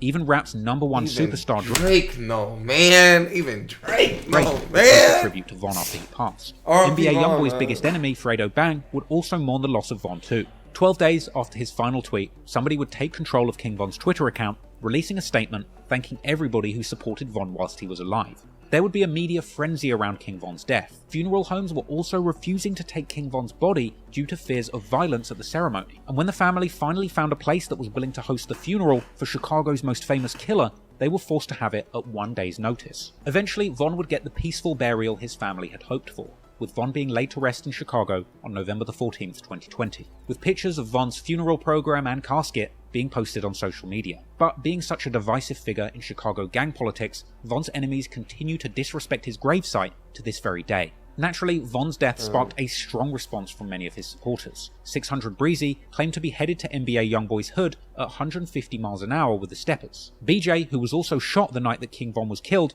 would also post saying that their ops are cursed now that O-Block is after them. Meanwhile, NBA YoungBoy affiliate Michi replied and said that people only really slide in silence. Right there all day, doing no hell, scary, doing all that capping, get on that shit, man. Real don't speak. Hey, if you go do something, man, do something. You don't come to no city and annihilate you in the city, man. You was supposed to slab out that, man. Von was eventually memorialized in his native O-Block with a painting that became a tourist spot. This mural became a pilgrimage for both die-hard fans who wanted to show their love and death-defying ops who wanted to show that they're not scared to come to O-Block, with longtime rival FBG Cash posting up at the mural with a disrespectful caption towards Von, with Cash himself ending up being killed only months later. Once a few months passed from Von's death, his self-proclaimed twin Lil Durk would dedicate his next album, The Voice, to King Von, releasing it on December the 24th, 2020, with a front cover that depicted Durk and Von together. And eventually, Quando Rondo would break his silence about his involvement in the incident that claimed King Von's life. On the 20th of November 2020, Quando Rondo releases the song End of Story, a song that's title is a disrespectful play on Von's most popular song, Crazy Story. And in the song, Quando touches on the incident that ended up taking King Von's life, expressing frustration about being judged and saying that other people's friends wouldn't have defended him like Lil Tim did, as well as essentially dissing King Von and his friends, saying, "Blood on your brother on the ground, go pick your mans up," as well as rapping that him and Tim are claiming self-defense and that Von should have never put his hands on Quando. He would also claim that this situation led to $1 million bounty being put on his head. And following the release of this song, he would also elaborate further on the events that unfolded that night in an extended interview with Angela Yee, speaking on the situation, saying that the night that Von was killed, he thought he was just letting a group of random people walk past before being suddenly sucker punched by Von. Like, I'm thinking it's some regular individual. Next thing you know, a nigga hit me. Quando would say that the entire incident felt like an out-of-body experience to him. It's like I had an out-of-body experience. Quando would also claim that the moment that King Von came over and started to fight with him, he felt like the devil was coming to get him. Like, it's like the devil was coming to get me, like... Quando explained to Angela Yee that Lil Tim was his day one homie and he would protect him from anything. One thing about it, he gonna protect me with anything, which anybody should do. Apparently, while the gunshots were going off, Quando says that he prayed, unaware of what was going on and only coming to his senses after both Von and Tim had been shot. On some out loud screaming jive, like out of body experience. It's like everything went back normal and I've been back down. Quando was adamant that he didn't even know that it was King Von that he'd been fighting until the next day. I didn't know this was him. And ma'am, I swear to God, on my soul, ma'am, like ma'am. Quando would also say that he didn't know about the beef between YoungBoy's camp and King Von's camp when this all went down. Cause I know dude just dropped the tape. Like, was they trying to do something to me? Just boost him up or like what? I don't know. You just don't know where. You just don't know where it came from. You have no idea. However, unfortunately for Quando Rondo, there would be more tragedies headed his way personally following the death of Von. In the aftermath, Quando Rondo and his team would be a frequent target of what appeared to be revenge attacks. He would be targeted in a shooting at a convenience store in Georgia on the 2nd of May 2021, luckily escaping without injury. But in the next incident, Quando would be less lucky. On August the 20th, 2022, Quando Rondo and his entourage would be targeted in a shooting in Los Angeles, an incident which left his close friend Lil Pab dead and a devastated Quando Rondo being recorded at the scene in the immediate aftermath. King Von's life was one of extremes. He grew up in extreme poverty with a major disadvantage. He found himself being drugged into the extremely violent streets of Chicago, and he ended up being allegedly one of the most violent killers in O-Block's history. By the time he died, he had been connected to at least 11 murders that I've read about. But ultimately, we'll probably never know the full extent of Von's activities probably had in the about streets. 8. There's no doubt that Von was a prolific gangbanger and shooter, but having spent so much time analysing him and the things that he did in his life, it's hard to ignore the pleasure and pride that he seemed to get, not just from killing, but being known as a killer. An everyday gang member or even mob hitman tends to kill for survival or money. But for Von, reading all of his tweets and lyrics, it's clear that he derived a great deal of psychological pleasure from the killings that he was associated with. It seemed like he was more satisfied by carrying out a hit in the streets than making a hit record. And perhaps that's why, when he got rich and famous as a rapper, he couldn't leave that in the past. Because he wasn't killing to survive, he was killing for fun, and gaining satisfaction from the whole world knowing what he had done. There was no reason for Von to take so much pleasure that nigga really in the murder loves of Can't cereal. Get Right, and there really was no reason for Von to put a $100,000 bounty on FBG Duck's head. Von would have been a millionaire by this point, and FBG Duck was also a successful rapper in his own right. Duck wasn't a threat to the survival of Von or any of his friends at this point. No, to Von, Duck was just another trophy, another body on his tally, another score on the board. Sadly, many people look up to King Von for what he did in the streets, but I don't think that's much different from how other serial killers seem to get idolized. Someone like Jeffrey Dahmer was known for targeting black gay men in his community, partly due to the fact that he knew he could get away with it. And when it comes to King Von's alleged victims, it seems like he had a type too. Young black men and women from the same poor and overpopulated area he was from. Because perhaps like Jeffrey Dahmer, Von knew that the cops simply didn't care enough to solve these crimes, so he knew he would get away with it. He was more so retaliation. His entire life. Von would beat every murder investigation that his name was ever placed in. But if he was alive today, he very well may have been facing a life in prison for his role in the killing of FBG Duck. Von gave the world a lot of great music that told one of the most unique and raw stories to have ever come out of the Chicago drill scene. Von will definitely be remembered as one of the biggest and best rappers to ever emerge out of the city. He made great music, but also did terrible things. And so realistically, he'll probably also be remembered as rap's very first serial killer.